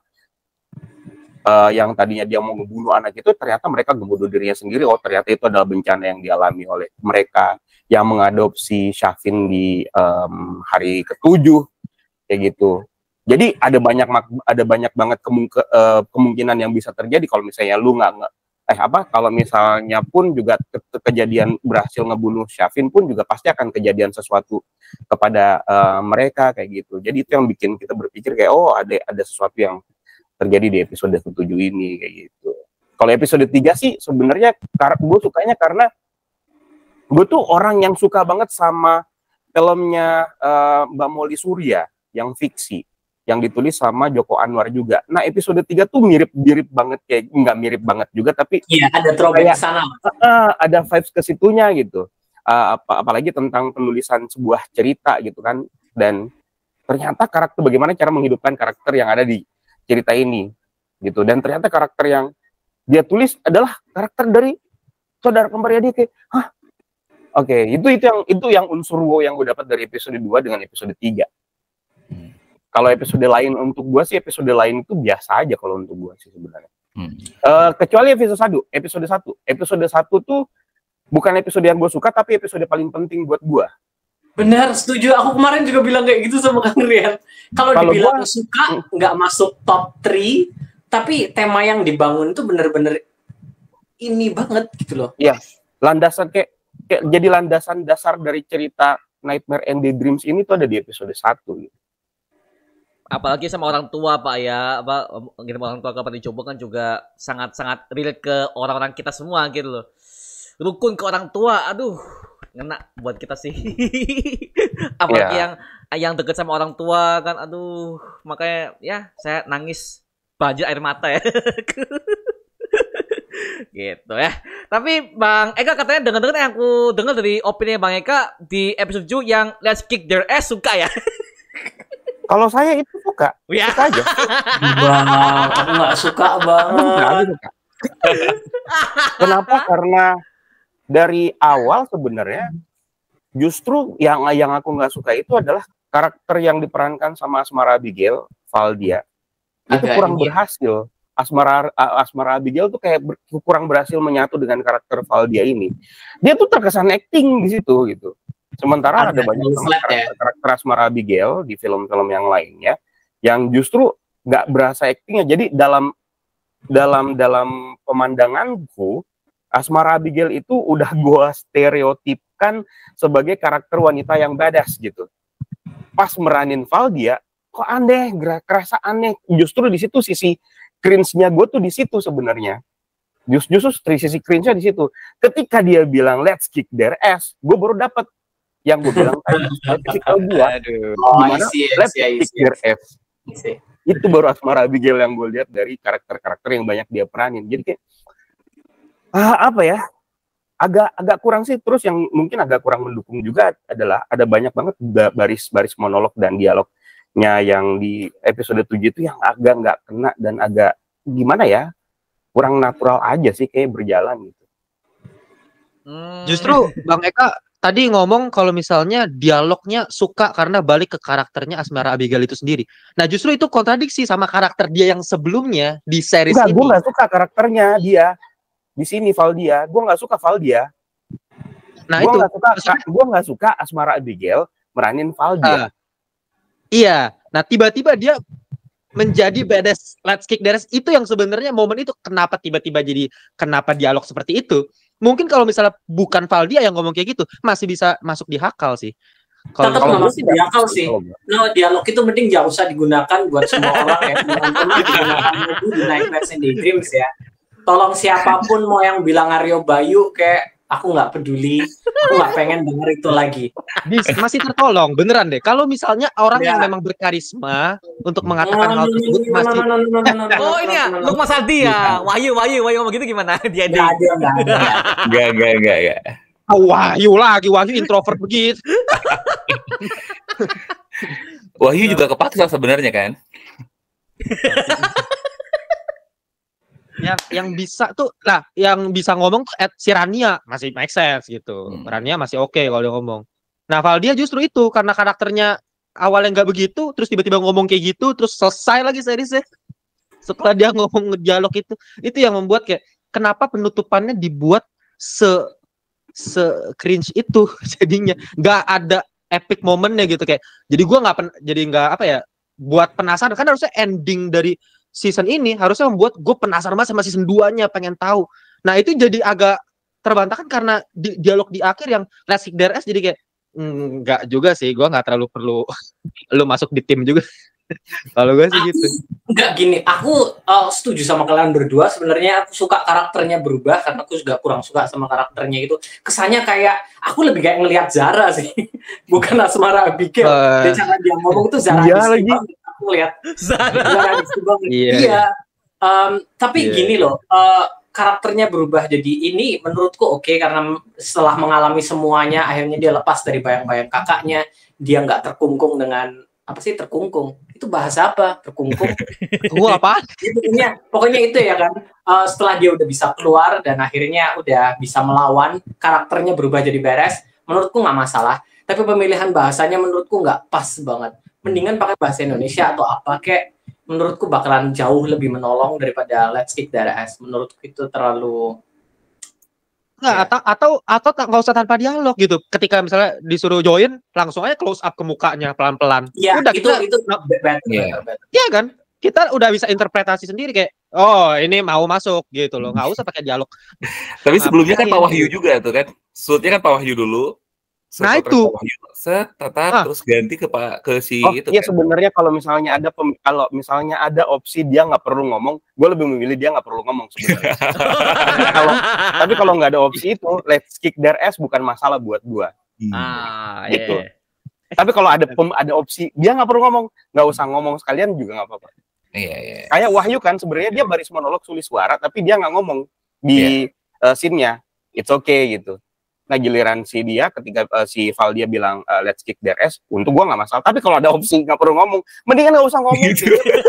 Aja. Mending lu diem ya. Tapi Bang Mario belum nanya ini episode favorit itu penasaran nih. Oke. Episode favorit. Aku sendiri ya. Episode favorit aku pribadi ya, karena memang semua relate ke isu-isu kehidupan nyata kita 3 ya. ya kayaknya. Paling baik 3 ya. Paling wait, yang paling relate, tapi kalau relate ya 1. Tapi kalau yang paling bagus yang bikin aku merinding sampai ending 4. Nah itu, 4 ini jarang banget ada yang ngomong. Gua 4 juga setuju. Gini, kenapa? Ending tuh super banget loh. Wahyu terbang, kamera mundur, musiknya teng teng. Oh anjir, semuanya mbak. Wow, Iya. anjir. Cara dan gini loh, 4 itu kalau misalnya gue ditanya favoritnya 4 sama 5 kalau gue sebenarnya. Oh 5. Sebenarnya Aha. 5 itu emosional banget. Itu yang paling menurut gue paling membumi. Kalau Bang Eka tadi bilang episode 2, iya juga sih. Episode 2 juga ya. Cuman kalau episode 2 lebih ke supranatural banget lah ya, lebih ke pesugihan gitu kan. Kalau yang episode 5 kan maksudnya emosional tuh lebih ke science fictionnya ada tapi soft gitu loh, lebih ke bener-bener time travel tapi unsur kekeluargaannya ketika TV udah jadi ODGJ di situ tuh siapa yang nggak merinding gitu. Siapa yang nggak? Kok time travel? Men, aku nggak ngerasain sama kayak kau, Timothy. Aku tahu sih waktu di TV itu harusnya grand reveal ya. Iya. Itu ngeri. Tapi Kalau Bang Ot nggak masalahnya ngerasain itu. Bukan grand reveal justru. sebelum itu udah ke-spill duluan waktu dia ngomong sama suaminya si Bu Dewi yang baru. Iya. Kelihatan dari pojok rambutnya udah jadi gelandangan, terus dari kaca Iya, juga dari waktu dia itu, lewat pulang. kalau mau lihat itu dari cermin dari Iya, dari kaca cermin. jendela, dari kaca jendela itu di situ gelandangan dia. Iya. Jadi it's not a time travel. Gue juga tadinya mikir itu ngalamin dilatasi waktu kan. Tapi ini bukan dilatasi waktu ini. Ini Iya, main gila. ini antara doang delusi kan ya? dengan ini antara delusi dengan kejadian nyata kayak gitu. Betul. Delusi ya ini, delusi. Iya. Delusi. Dia delusi delusi dan dong. dibuat jadi dia Iya. nggak beneran masuk di situ. Gimana dia ceritanya lu robek-robek fokus dulu nggak jangkrik itu? Maksud gue tadi tuh time travel itu maksud gue tuh eksekusinya gitu loh, eksekusinya. Iya. Di cerita aslinya Iya. jiwa, ini orang sakit jiwa, jadi di otaknya main-main, ke bioskop bla bla bla. Ya, tapi maksudnya sebagai penonton kita merasakan, ini time travel karena 2 tahun hilang, 3 tahun hilang, iya kan? Time travel. Nah, itu maksudnya konsep science fiction itu yang dimasukin, padahal bukan science fiction, itu yang gue suka. Soft jadinya, subtle. Nah, tapi sebenarnya kalau secara episode, gue sebenarnya lebih suka episode 4. Episode 4 tuh dinamika karakternya terlalu keren, men. Keren. Setiap karakternya Iya, ada yang setiap lucu, humoris banget, yang si Michael itu, ada yang introvert, ada yang ustadz tadi kan, ustadz bukan ustadz beneran, ya kan? Jadi kompleks, bahkan istrinya gue bisa awalnya suka banget, istrinya kasih hadiah, wih ini cinta banget nih, taunya pergi sama suami orang, sama cowok lain gitu, itu keren banget secara building satu episode, bener-bener udah kayak film. Itu yang gue rasain di episode 4. Cuma episode 4 itu masalahnya ada di iklan Pantene sih, masalahnya sih. Gua nggak paham. Iklan sampo maksudnya. Sampo, Itu si Maksudnya Supreme Being-nya. Masa nggak dapat Iya. Kenapa gitu loh? Gue dari kemarin tuh mempertanyakan harusnya Supreme Being bisa dibentuk model lain aja gitu. Kenapa harus dipaksain Happy Salma yang dikasih glowing ada sayapnya kemana-mana? Padahal Tapi kan gue bilang banget. sorry gue potong tim. Tapi kalau untuk yang kayak gitu, entah kenapa gue punya ide kayak gitu. Gue punya ide kayak kenapa nggak dibikin kayak waktu Sri Asih ketemu sama Dewi Asih Yes, aja. aku kemarin bilang gitu Nah, juga. itu Eksekusinya grande Dewi Asih banget dia itu. bagus. Grande Iya. banget itu. Padahal kan bisa dibikin secara secara skala Abstrak. Netflix. Gue rasa bisa dibikin itu kalau dibikin kayak gitu dengan make Happy Salma dibandingkan dengan digituin gitu kan. Aduh itu bisa grande. Bisa banget. Nggak, maksudnya kayak orang kayak Bang Joko Anwar gitu. Kenapa nggak bisa punya pemikiran untuk membentuk lain gitu, sosoknya gitu. Kenapa harus malaikat seperti itu? Itu nggak bener-bener nggak kepikiran. Itu kan juga CGI kan butuh budget juga buat Happy Salma gitu. Tapi dan hasilnya jelek pula gitu kan. Yang sutradara kan bukan Joko Anwar di episode 4. Oh, Jadi bukan. ini fun fact-nya yang banyak tidak disukai oleh para penonton adalah episode 1 dan 7. Yang nyatanya episode 1 dan 7 yang sutradara adalah Joko Anwar. Yang lain bukan Joko Anwar gitu. Dan Kita harus dikontrol Bang Joko Anwar kan. Kalau masalah Supreme Being, apalagi Supreme Being loh, ini makhluk penting loh. Enggak, sebenarnya gini, tema keseluruhan episode 4 itu kan tentang kehadiran seorang nabi, ya kan? Ya, Nabi. Iya. Kalau kalian ngelihat yang di bagian akhir dia melayang, oh ini superhero banget, bukan. Itu maksudnya adalah orang suci, ya kan? Karena dia bisa terbang, sosok Tuhan bagi mereka. Akhirnya disembah, meskipun ustadznya nggak ikut nyembah. Ikut. Bagus. Ya. Gak ikut ya? Itu gue nggak lihat. Itu gue nggak lihat. Itu keren. Oke, gue nggak tahu tuh. Kurang detail bagi Gua nggak Anda. Oh iya, gue bukan pecinta teori. Kan saya Beda jurusan. Ya. Beda jurusan.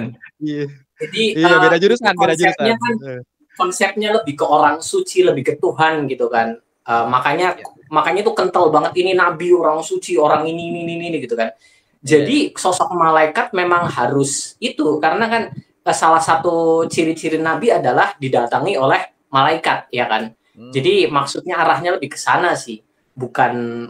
Menurutku eksekusinya aja sih bener banget. Kalau eksekusinya dibikin seperti Dewi Asih gitu kan, jauh lebih sakral, jauh lebih ini. Jujur aku malah ngelihatnya itu bukan kayak malaikat, malah kayak sinetron bidadari dulu gitu kan, kayak ketemu Ibu Peri. Aku ngelihatnya malah justru kayak Ibu Peri. Iya. Parah banget sih. Jadi agak Parah kurang. Tapi emang episode 4 tuh semua interaksi tokohnya jalan semua, dinamikanya Iya, jalan. itu Karena bagus karakternya banget. nggak penting. Jalan Bagus semua. banget. Dan set tempatnya, set tempat episode 4 tuh set bagus semua tempatnya. loh. Dari kerang juga. Ngeri parah sih tempatnya, ngeri parah. Ngeri Ngeri banget set ngeri tempatnya. episode 4 tuh. Production desainnya gila. Dan Episode juga 4. di episode 4 tuh Bang Joka jadi cameo. Itu gua kaget loh, anjir jadi cameo. Dia bisa Kalau aku bikin seri superhero, aku harus jadi villain. karena Privilege-nya jujur dia, ya. aku nggak pernah lihat Bang Joka tuh acting, dan ketika dia main Iya itu kah? nggak pernah lihat dia acting, makanya aku kaget, sangat kaget Di ketika itu dia ada main kan? jadi aktor gitu, kaget sih. Ih, gila dia bisa acting ya. Pengabdi setan ada Bang Jo kan? Pengabdi setan ada Pengabdi setan 2 kan? Oh ada Satu dong. satu Pak, satu Pengabdi satu setan Satu. Gua nggak sih. Satu. Yang itu dari Datang ke radio. Budiman. ya. Itu dia tanya kenapa sih Bu saya nggak ada royalti lagi Bang? Gitu Oh ya, kan. awal-awal opening ya. Awal-awal Bang. Tapi ya, Iya. dia acting mana bisa. Lu bisa sopan gak? Oh anjir gue tegang. Lu bisa sopan nggak? Santai dong. Tapi justru itu yang kemarin gue agak enggak, sebenarnya gue kurang suka oleh actingnya sih. Actingnya Bang Jo kan kerasa dia bukan aktor, itu kelihatan banget bukan iya aktor. sih. Tapi dia paham, itu dia masalahnya. Dia paham cara ngedirect acting orang, dan dia bisa mengimplementasikan teori acting itu. Penafasan dia, kalau lihat Bang Mario lihat kan, dia nafas dulu, baru santai ya kan, baru gitu kan. Itu dia ngerti. Artinya dia bukan orang yang nggak ngerti masalah acting, cuman asal baca dialog doang kan, paham. Tapi kerasa sih ekspresinya masih bukan aktor sih. Masih ada sisi actingnya lah, masih belum ini. Tapi nggak masalah sih, itu keren ya. Gue lebih suka lagi malah pas Bang Jokan yang di malam-malam tuh, yang dia berlutut iya. gitu kan. Itu yang interogasi itu ya. Ngancem kan. Iya. Itu bagus. Pakai cekat kulit, ngomongnya intimidasi semua. Villain ya dia aja. Tapi yang paling bagus di episode 4 tuh si Rusman ya. Rusman. Rusman, Dibanding dengan Rusman. karakter utamanya. Teuku itu kan, Teuku siapa? Teku siapa? Tokurifnu Wikana. Tokurifnu Teku Wikana. Wikana. Emang keren sih. Itu emang keren sih. paling bagus ya di episode 4. Itu semua film kayak Teku Wikana di semua itu dia. film itu bagus semua, kayak dia jadi villain semua bagus loh. Memang muka villain sih dia sih. Jadi galak dia kan. Muka Emang villain karakter sih. galak. Nah, tapi itu juga yang jadi kayak kebanting Bang Jokan tuh ketika berantem. Gue ngerasa kebanting banget sama Teuku, Mas Teuku. Pas Mas Teuku marah, dia ngomong apa gue lupa. Pokoknya apalah pakai bahasa kasar kan. Jadi kayak anjir, beda banget actingnya.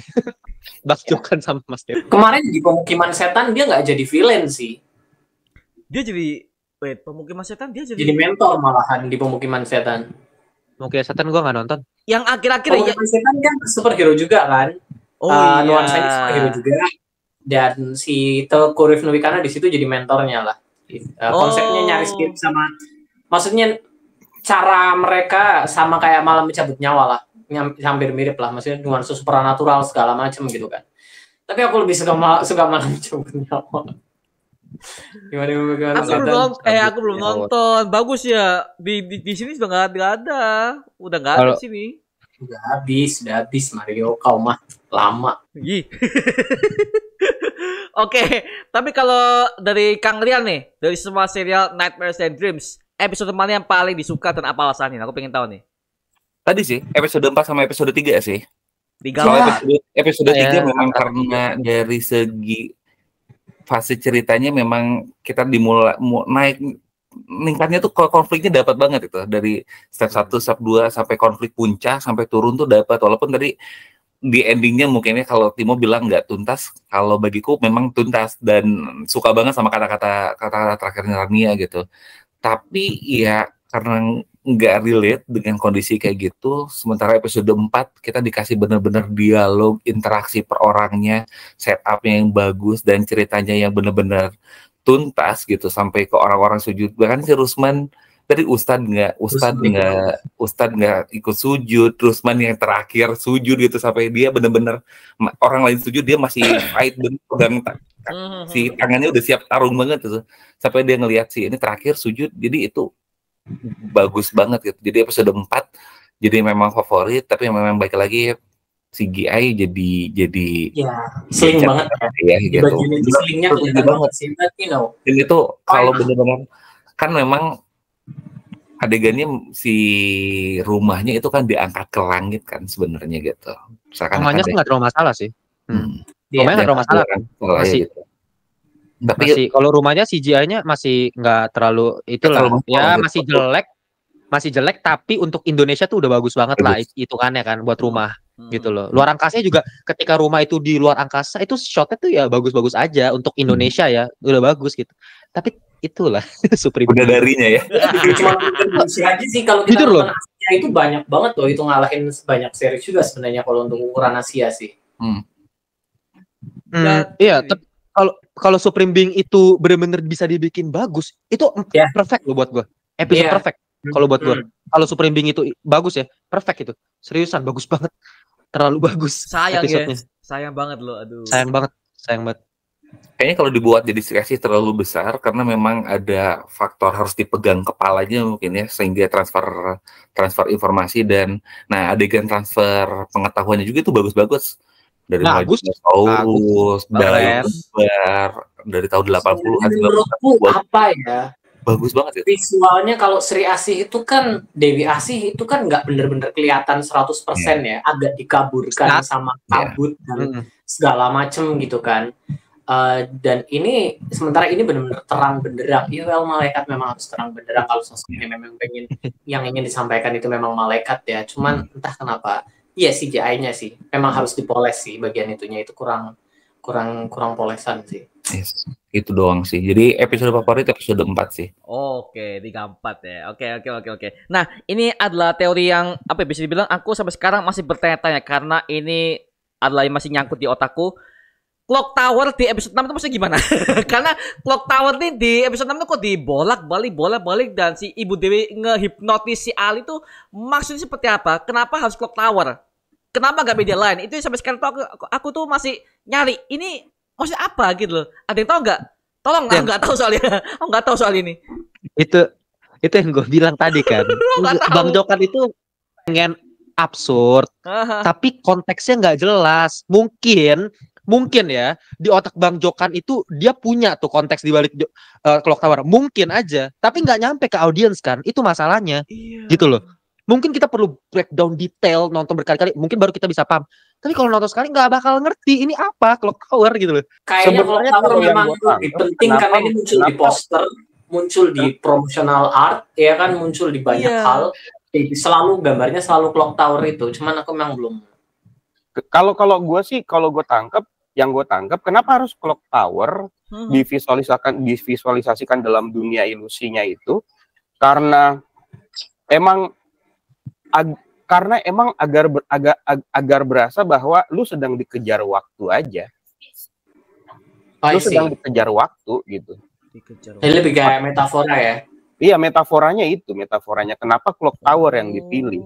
Dan itu make sense. Kenapa? Karena selain itu menjadi batasan waktu untuk si Ali untuk bisa keluar dari dunia hipnotis itu, tapi itu juga sebagai salah satu petunjuk bahwa sebagai salah satu foreshadowing bahwa dunia permukaan juga punya batasan waktu, kalau enggak bakal dikuasai sama Agarthan. Jadi itu yang dijadikan sebagai sebuah simbol oleh Ibu Dewi untuk memasukkan clock tower itu di dalam dunia hipnotisnya si Ali. Itu sih, sesimpel itu. Enggak, aku episode 6 benar-benar terlalu menguras energiku banget. Jadi aku benar-benar gak serius. Terlalu banyak muter-muter kemana-mana, adegan yang itu maksudnya selalu balik lagi ke hipnotis, balik lagi ke TV, balik lagi ke clock tower lagi. Jadi entah kenapa aku jadi kayak energiku udah terlalu habis buat nonton hal yang sama kayak gitu. Jadi kayak kurang mampu berpikir sih aku kalau misalnya yang kayak gitu-gitu. Jadi aku nggak nangkep apapun jujur di episode itu. Iya. Oke. Kang Rian gimana Kang Rian? Sama justru kenapa episode 6 jadi episode yang paling kurang dibandingkan yang lain, karena memang esensi jadi nggak dapat kan sebenarnya. Kita terlalu diputar-putar dengan realita, dengan yang kejadian yang asli gitu. Jadi ya kalau memang tadi kita dapat simbolnya kan sebelum angkanya nanti tegak lurus, nanti kamu akan jatuh gitu, di mana kondisi awalnya akhirnya akan tegak lurus kan antara bumi atas dan bumi bawah gitu. Jadi peperang Agarthan udah banyak masuk, apalagi udah ada yang dibagi ke kementerian gitu ya. Kalau orang banyak yang bilang awalnya Agarthan tuh kan di 1984 ya. Karena kan di PO Box 88 itu 50 tahun dari 2024 kan. Udah disewa 50 tahun katanya. Di 1984. Tapi di karakter sheet-nya Laksmi, itu ada UFO katanya tahun 1975. Kalau Bang Jo kan bilang, UFO itu bisa jadi bukan berasal dari luar, tapi UFO itu bisa berasal dari dalam bumi. Karena kita lihat di episode 3, di Agarthan ketika buka pintu itu, selain di belakang pintu ada memang 2 makhluk bayi gitu ya, tapi di depan juga kita udah lihat arsitektur modern banget gitu. Entah ada yang terbang-terbang, kalau sekelas itu bentuknya kayak segitiga, entah itu makhluk yang di tembok bisa terbang atau memang itu UFO yang dimaksud gitu. Karena di 1975 itu UFO itu ada di Bali, dan di hutan itu juga lah dibuat gedung di mana di bawahnya ada Agarthan, salah satu Agarthan yang memang sering diajak ngobrol sama Laksmi. Nah, hal ini kan gak diceritain gitu. Itu ya, makanya terlalu trivial banget itu hal ini. Tapi UFO ini juga kemarin siapa yang bilang sama aku ya? UFO ini juga kelihatan di episode 5. Setelah makhluk itu makhluk apalah yang kayak mirip kadal gitu kan ya, kan reptilian. Setelah si reptilian ini kabur, ada cahaya keluar dari belakangnya dia. Habis itu dia kabur terus cahayanya hilang. Jadi memang kayaknya ada pesawat di situ yang mungkin dia kabur ke bawah. Ya, makanya banyak hal detail yang memang akhirnya nggak terceritakan. Itu makanya tadi kegelisahannya Timotius belum kepotong tuh gitu. Banyak hal yang kalau sutradara lain kita sebutnya itu plot hole, tapi bagi sutradara Jokan itu adalah misteri gitu ya. Mbak Upi waktu itu bilang kan, Bang Upi waktu itu bilang ada beberapa hal di Sri Asih yang dia job ini benar nggak aku ceritain tuntas di sini, nggak usah, itu dibiarin gantung aja di situ Bang. Bukan dibiarin gantung, tapi biar orang-orang bertanya-tanya. Emang bukan karena dia nggak bisa ngejelasin, tapi emang sengaja. Sengaja.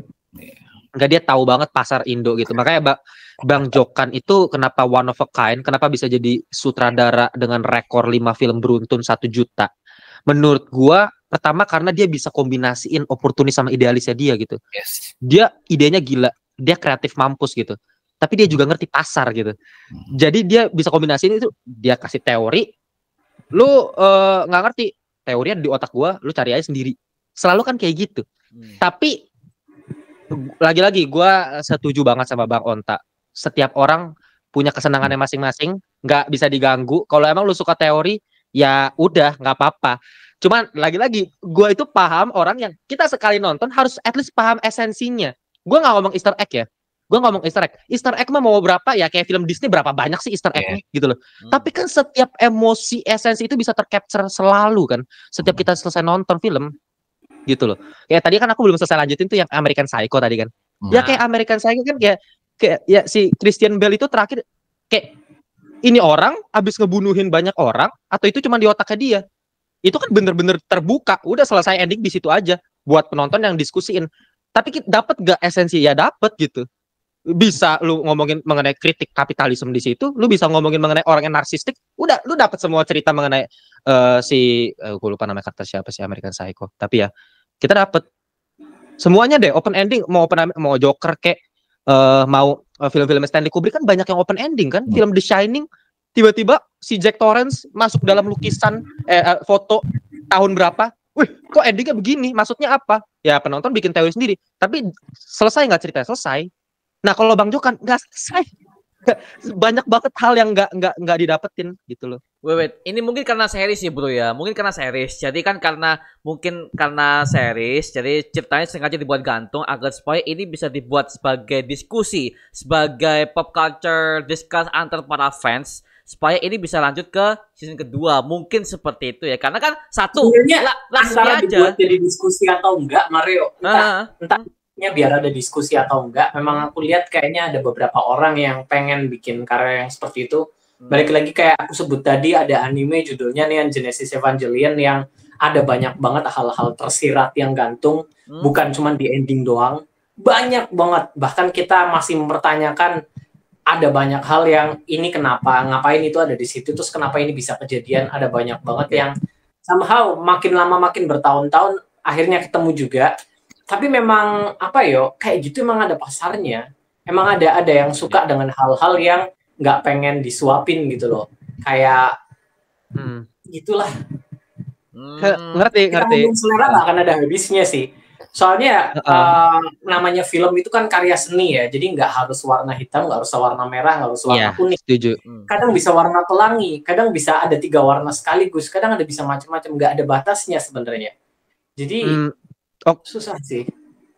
Tapi kalau menurut aku Bang Onta, kalau menurut aku ada batasannya sih sebenarnya. Batasannya itu adalah ini plot inti atau enggak gitu loh. Plot intinya, kalau plot intinya benar-benar menurutku justru tentang para manusianya. Kayaknya itu yang paling pengen disampaikan sama Joko Anwar sih. Kita bisa lihat dia menghabiskan lebih banyak waktu di mereka, ya kan, dibandingkan plot-plot tentang Agarthan kan. Sebenarnya dari situ aja udah kelihatan sih. Meskipun tema keseluruhan seriesnya tentang Agarthan dan segala macam, tapi kalau kita bandingin lagi seberapa persen masing-masing porsinya tentang para karakter dan kehidupan mereka, itu porsinya jauh lebih banyak. Bang Jokan jauh lebih mencurahkan energi dan pikiran dan waktu ke sana, ya kan? Ya. Mungkin ini juga tadi kan aku sempat dengar Bang Onta bilang antologi. Nah, menurut aku ini bukan antologi sebenarnya. Agak memang sih, bisa duanya sih, bisa keduanya sih sebenarnya kan. Karena nyambung juga, kalau antologi nggak mungkin nyambung. Tapi memang itu dia. Disebut antologi karena para karakternya, cerita-cerita mereka selesai di situ, iya kan? Itu dia. Kalau misalnya nih Bang Jokan bikin episode 7-nya gak usah bikin grup superhero itu, fokus ke Valdia aja, terus jadi antologi, bener-bener antologi, itu nggak masalah aku. It's okay, berarti emang tipikal kayak gitu. Tapi kan dia pengen bikin satu kesatuan di akhir, di episode 7. Nah, itu dia yang nggak bisa ngebungkus. Jadi setiap episode jadi banyak yang miss plotnya gitu loh. Banyak yang kita perlu nonton detailnya, kita perlu ulang lagi dan percis. Inilah yang memang Bang Jokan mau. Pengenin. Hasil gitu. Oke. Karena kita udah masuk ke arc terakhir Pak ya untuk diskusi kali ini. Aku ditanyain episode favoritnya berapa? Wah, belum ya? Udah 3. Oh, belum ya? Oh iya, tapi bukan Bang tahu. Sorry. Host juga nggak ditanyain Bang Eka, kita mah. Host juga manusia ya. Oke. Terus jagoan kecil apa nih episode yang paling favorit nih? Mario emang nggak suka sama kamu, entar. Enggak lo. Aku sama kayak Mario tadi, aku paling deket temanya episode 1. Temanya, ya kan? Tapi aku paling suka sama episode 3. Sama episode 3 aku paling suka. Habis itu baru episode 4. Sebenarnya episode 4 menurutku jauh lebih bagus. Cuman kalau suka, aku lebih suka episode 3. Pertama aku suka tipe karakter utama yang kayak gitu. Aku suka tipe karakter utama yang cewek-cewek badass kayak gitu. Ya kan? Terus juga nggak terlalu depresif banget ya episode 3, nggak kayak episode 4. Episode 4 depresif banget, nuansanya suram banget. aku kurang ini sama episode-episode yang kayak gitu. Kalau episode 3 ini bener-bener apa ya? Enak banget alurnya enak banget. Alurnya enteng, kita nggak terlalu dibuat pusing, tapi banyak hal banget yang diceritakan. Kayak pertama kali, oh dia itu adalah penulis novel. Oh tiba-tiba novelnya itu nulis secara gaib. Terus diungkap lagi kalau itu bukan gaib loh, ada beneran orangnya yang ikut nulis. Cuman kan awalnya aku mikir mungkin ini arwah masa lalu orang yang dulu tinggal di rumah itu atau apa ya kan. Ternyata enggak, orangnya masih hidup sekarang. Ya kan? Terus diungkap lagi kalau ternyata itu bukan cuma orang biasa, tapi itu adik kembarnya. Terus begitu ke sana diungkap lagi kalau ini ternyata berhubungan dengan makhluk-makhluk dataran bumi dan segala macam. Ada banyak banget yang diceritakan dalam waktu sesingkat itu, tapi nggak kerasa ngebut sama sekali. Alurnya enak, aku suka banget episode itu. Cara penceritaannya itu enak banget. Setelah itu episode 4 dengan alasan yang tadi kalian udah beberkan, cuman ya selera aku emang nggak yang kayak episode 4 sih. Tapi aku itu emang episode yang paling bagus kok. Yeah. 4 ya, terutama di ending ya. Oh my god, the best ending sih. Berarti sampai ke pembicaraan ending nih di diskusi kita pada malam hari ini ya, yaitu adalah di season kedua mendatang. Karena kan kita udah tahu ya, ada 2 bangsa Agartha yang sudah stay di bumi. Ada Shavin dan juga ada keturunan hybrid. Anaknya si Laras. Episode 3. 2. Ini bakal jadi gimana? Dan satu lagi, ini siapa namanya? Ibu Laksmi. Itu juga belum tahu sih itu bagaimana background story-nya. Pasti itu bakal ya. Season 2 pasti bakal nyeritain Laksmi sih sama Shavin. Kalau menurutku yang bangsa hybrid entahlah, si anaknya Laras sama siapa lah itu cowoknya, siapa namanya? Siapa namanya? Lupa. Adrian. Ya, anaknya Adrian sama Laras menurutku nggak bakalan diceritain banget karena dia juga masih anak kecil ya. Tapi kalau Shavin meskipun anak kecil karena kayaknya dia pegang peranan yang penting banget. Episode 2 kan semacam kayak epilog kan ya. Kayak menuju, bisa dibilang kayak jembatan menuju season 2 atau mungkin episode pertama dari season 2 dan segala macam ya kan. Jadi kayaknya bakalan nyeritain dia juga. Terus kalau kita lihat di episode 1 akhirnya itu kan ada tangan yang keluar, tangan berjari 4 ya kan. Itu Shavin juga yang keluar otomatis. Dan aku sempat lihat juga bayi-bayi yang nempel di tembok, makhluk-makhluk itu yang nempel di tembok. Mereka juga tangannya 4. Jadi kemungkinan Shavin itu adalah salah satu dari 2 bayi itu. Yang artinya ada 1 bayi lagi yang kita masih belum tahu kemana, ya kan? Di antara mereka bisa jadi ada 2 orang Shavin. Kayaknya itu Panji nggak sih? Itu pasti ke Panji nggak sih? Kegabung ke Panji nggak sih? Belum tentu. Kalau gue bilang sih bukan kegabung sih sebenarnya. Kalau misalnya itu adalah gue nggak ikutin ininya Joko Anwar, gue cuma dikasih tahu bahwa ternyata makhluk-makhluk itu adalah ciptaannya bangsa Agarthans. Oh ciptaan ya? Ciptaan Agarthans. Makhluk-makhluk itu ciptaan Agarthans. Kalau misalnya memang itu adalah ciptaan Agarthans, berarti Shavin itu bukan manusia, Shavin itu humanoid.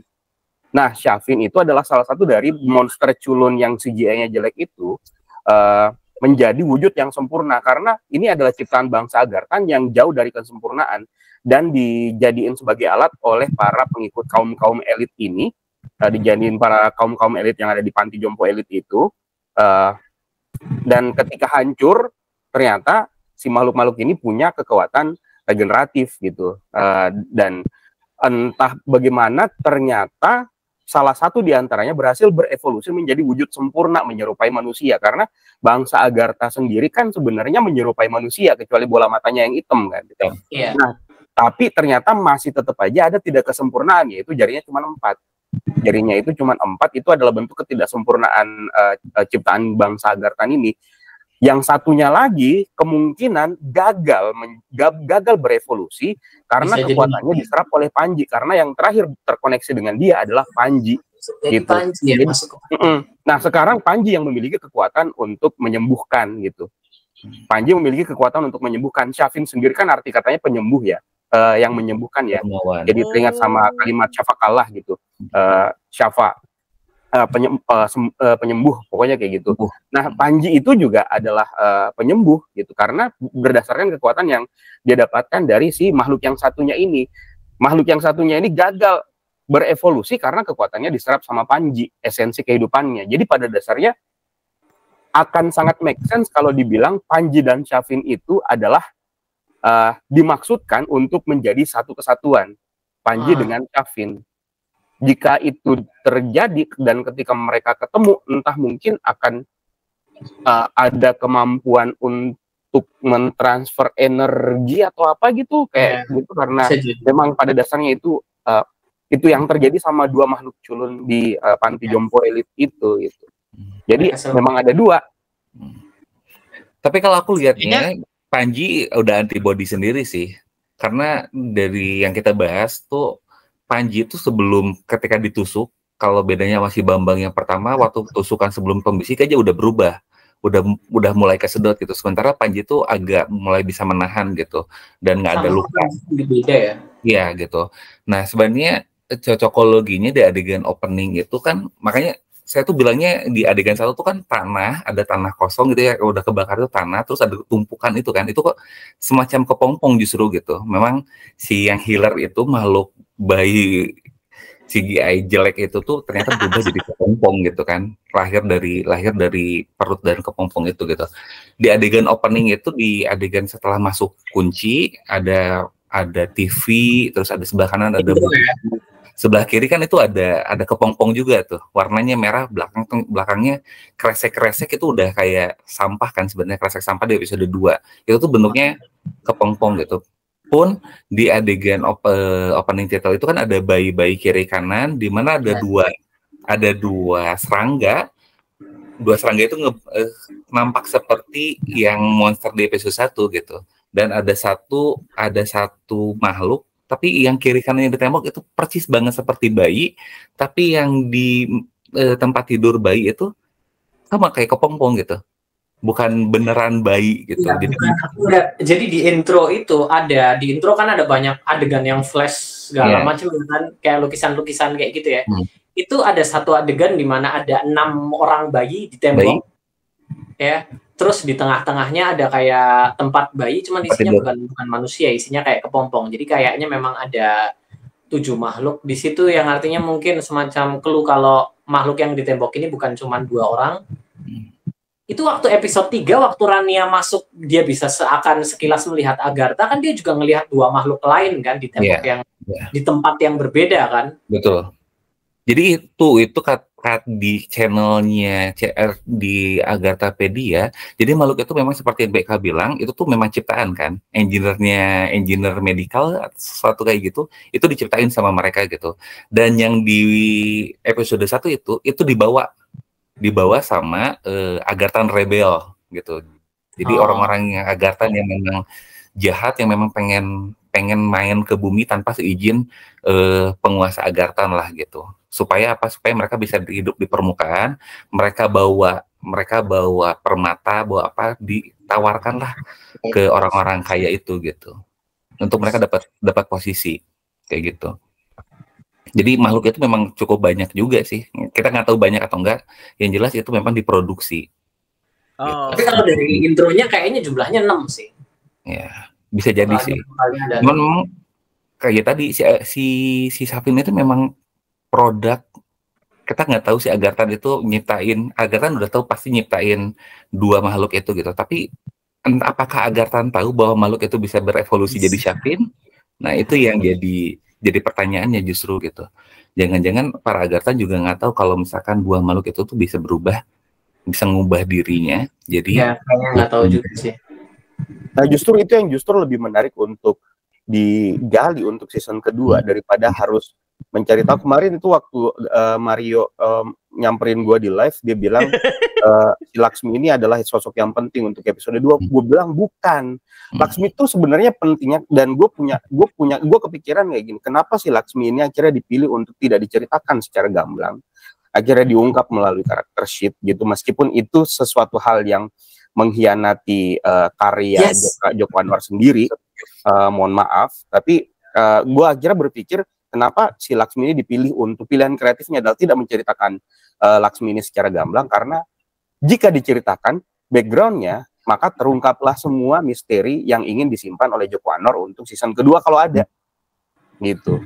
Jadi nanti kalau misalnya mungkin ini kasusnya sama seperti di series What If, ketika Gamora episodenya nggak ada, What If season pertama, Gamora tuh episodenya nggak ada. Terus di season kedua, ternyata kan Gamora diperkenalkan bukan melalui episodenya, tapi melalui cerita orang lain. Nah, Laksmi tuh kalau dipikir-pikir, Laksmi tuh kayaknya diperkenalkan akan seperti itu di season kedua kalau misalnya ada gitu. Jadi bukan sesuatu hal yang penting, tapi background atau masa lalunya, originnya Laksmi ini sangat penting untuk cerita Nightmare and Daydreams. Dan yang jadi pertanyaan justru, apakah Laksmi ini beneran manusia atau dia justru Agarthan? Yes. Karena orang tuanya tuh nggak terungkap identitasnya. Apakah orang tuanya itu manusia atau bukan? Apakah orang tua angkatnya itu menceritakan yang sebenarnya atau ada yang disembunyikan? Gitu. Ya, di karakter sheet di situ cuma disebutkan kalau Laksmi ditemukan orang tua angkatnya itu di sebuah rumah kosong mencurigakan sekali. Yang kayak gitu itu pasti udah ada apa-apalah, nggak mungkin biasa-biasa aja. Ya. Oh, wait, itu di mana di profilnya? Enggak, ada di karakter sheet, jadi kayak karakter information lah yang dirilis buat di Depok ya. Sebenarnya sih konsepnya lebih ke trivial ya, kayak nggak ada hubungannya juga sama ini juga kan, lebih ke sedikit intipan buat season 2 sih sebenarnya kayak kalau kayak gitu sih. Cuman iya, aku pribadi lebih nggak suka buat pihak itu sebenarnya. Kalau aku pribadi. Ya maksud gue kenapa nggak dimasukin sekilas? Adakah yang menceritakan gitu? Kayak misalnya bagaimana ketika siapa namanya Lukman Sardi, Ridwan Bahri menceritakan asal usulnya Pengkor di Gundala. Kan kalau cerita seperti itu tanpa menunjukkan visual, kalau misalnya memang nggak mau nunjukin visual, ya udahlah ceritain aja sekilas gitu. Jadi begini-begini, ada satu karakter yang membawa cerita itu gitu. Biar kita nggak lost connection dengan si Laksmi ini. Ini bener-bener lost connection. Laksmi ini siapa? Ente siapa? Tiba-tiba muncul di sini. Firasat gua, firasat saya, kita akan bertemu lagi. Iya ngerti, tapi lu siapa gitu? Aku awalnya lihatnya itu bangsa Agartha sama sih di episode 7 ini awalnya itu bangsa Agartha karena baju serba hitam, ya misterius, pakai kacamata hitam juga. Wah ini kayak bangsa Agartha ini. Bukan di akhir-akhir ya Ella. Emang sengaja mengecoh sih kayaknya sih. Mengecoh banget sih. Oke, buat next season 2 please lah ya Bang Jokan. Buat lah ya, tapi so far yang aku harapkan sih buat yang kedua Netflix, budgetnya ya, budget please,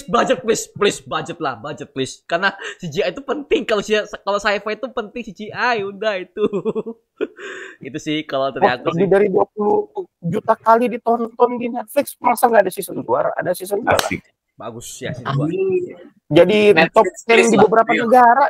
Yes. Bagus.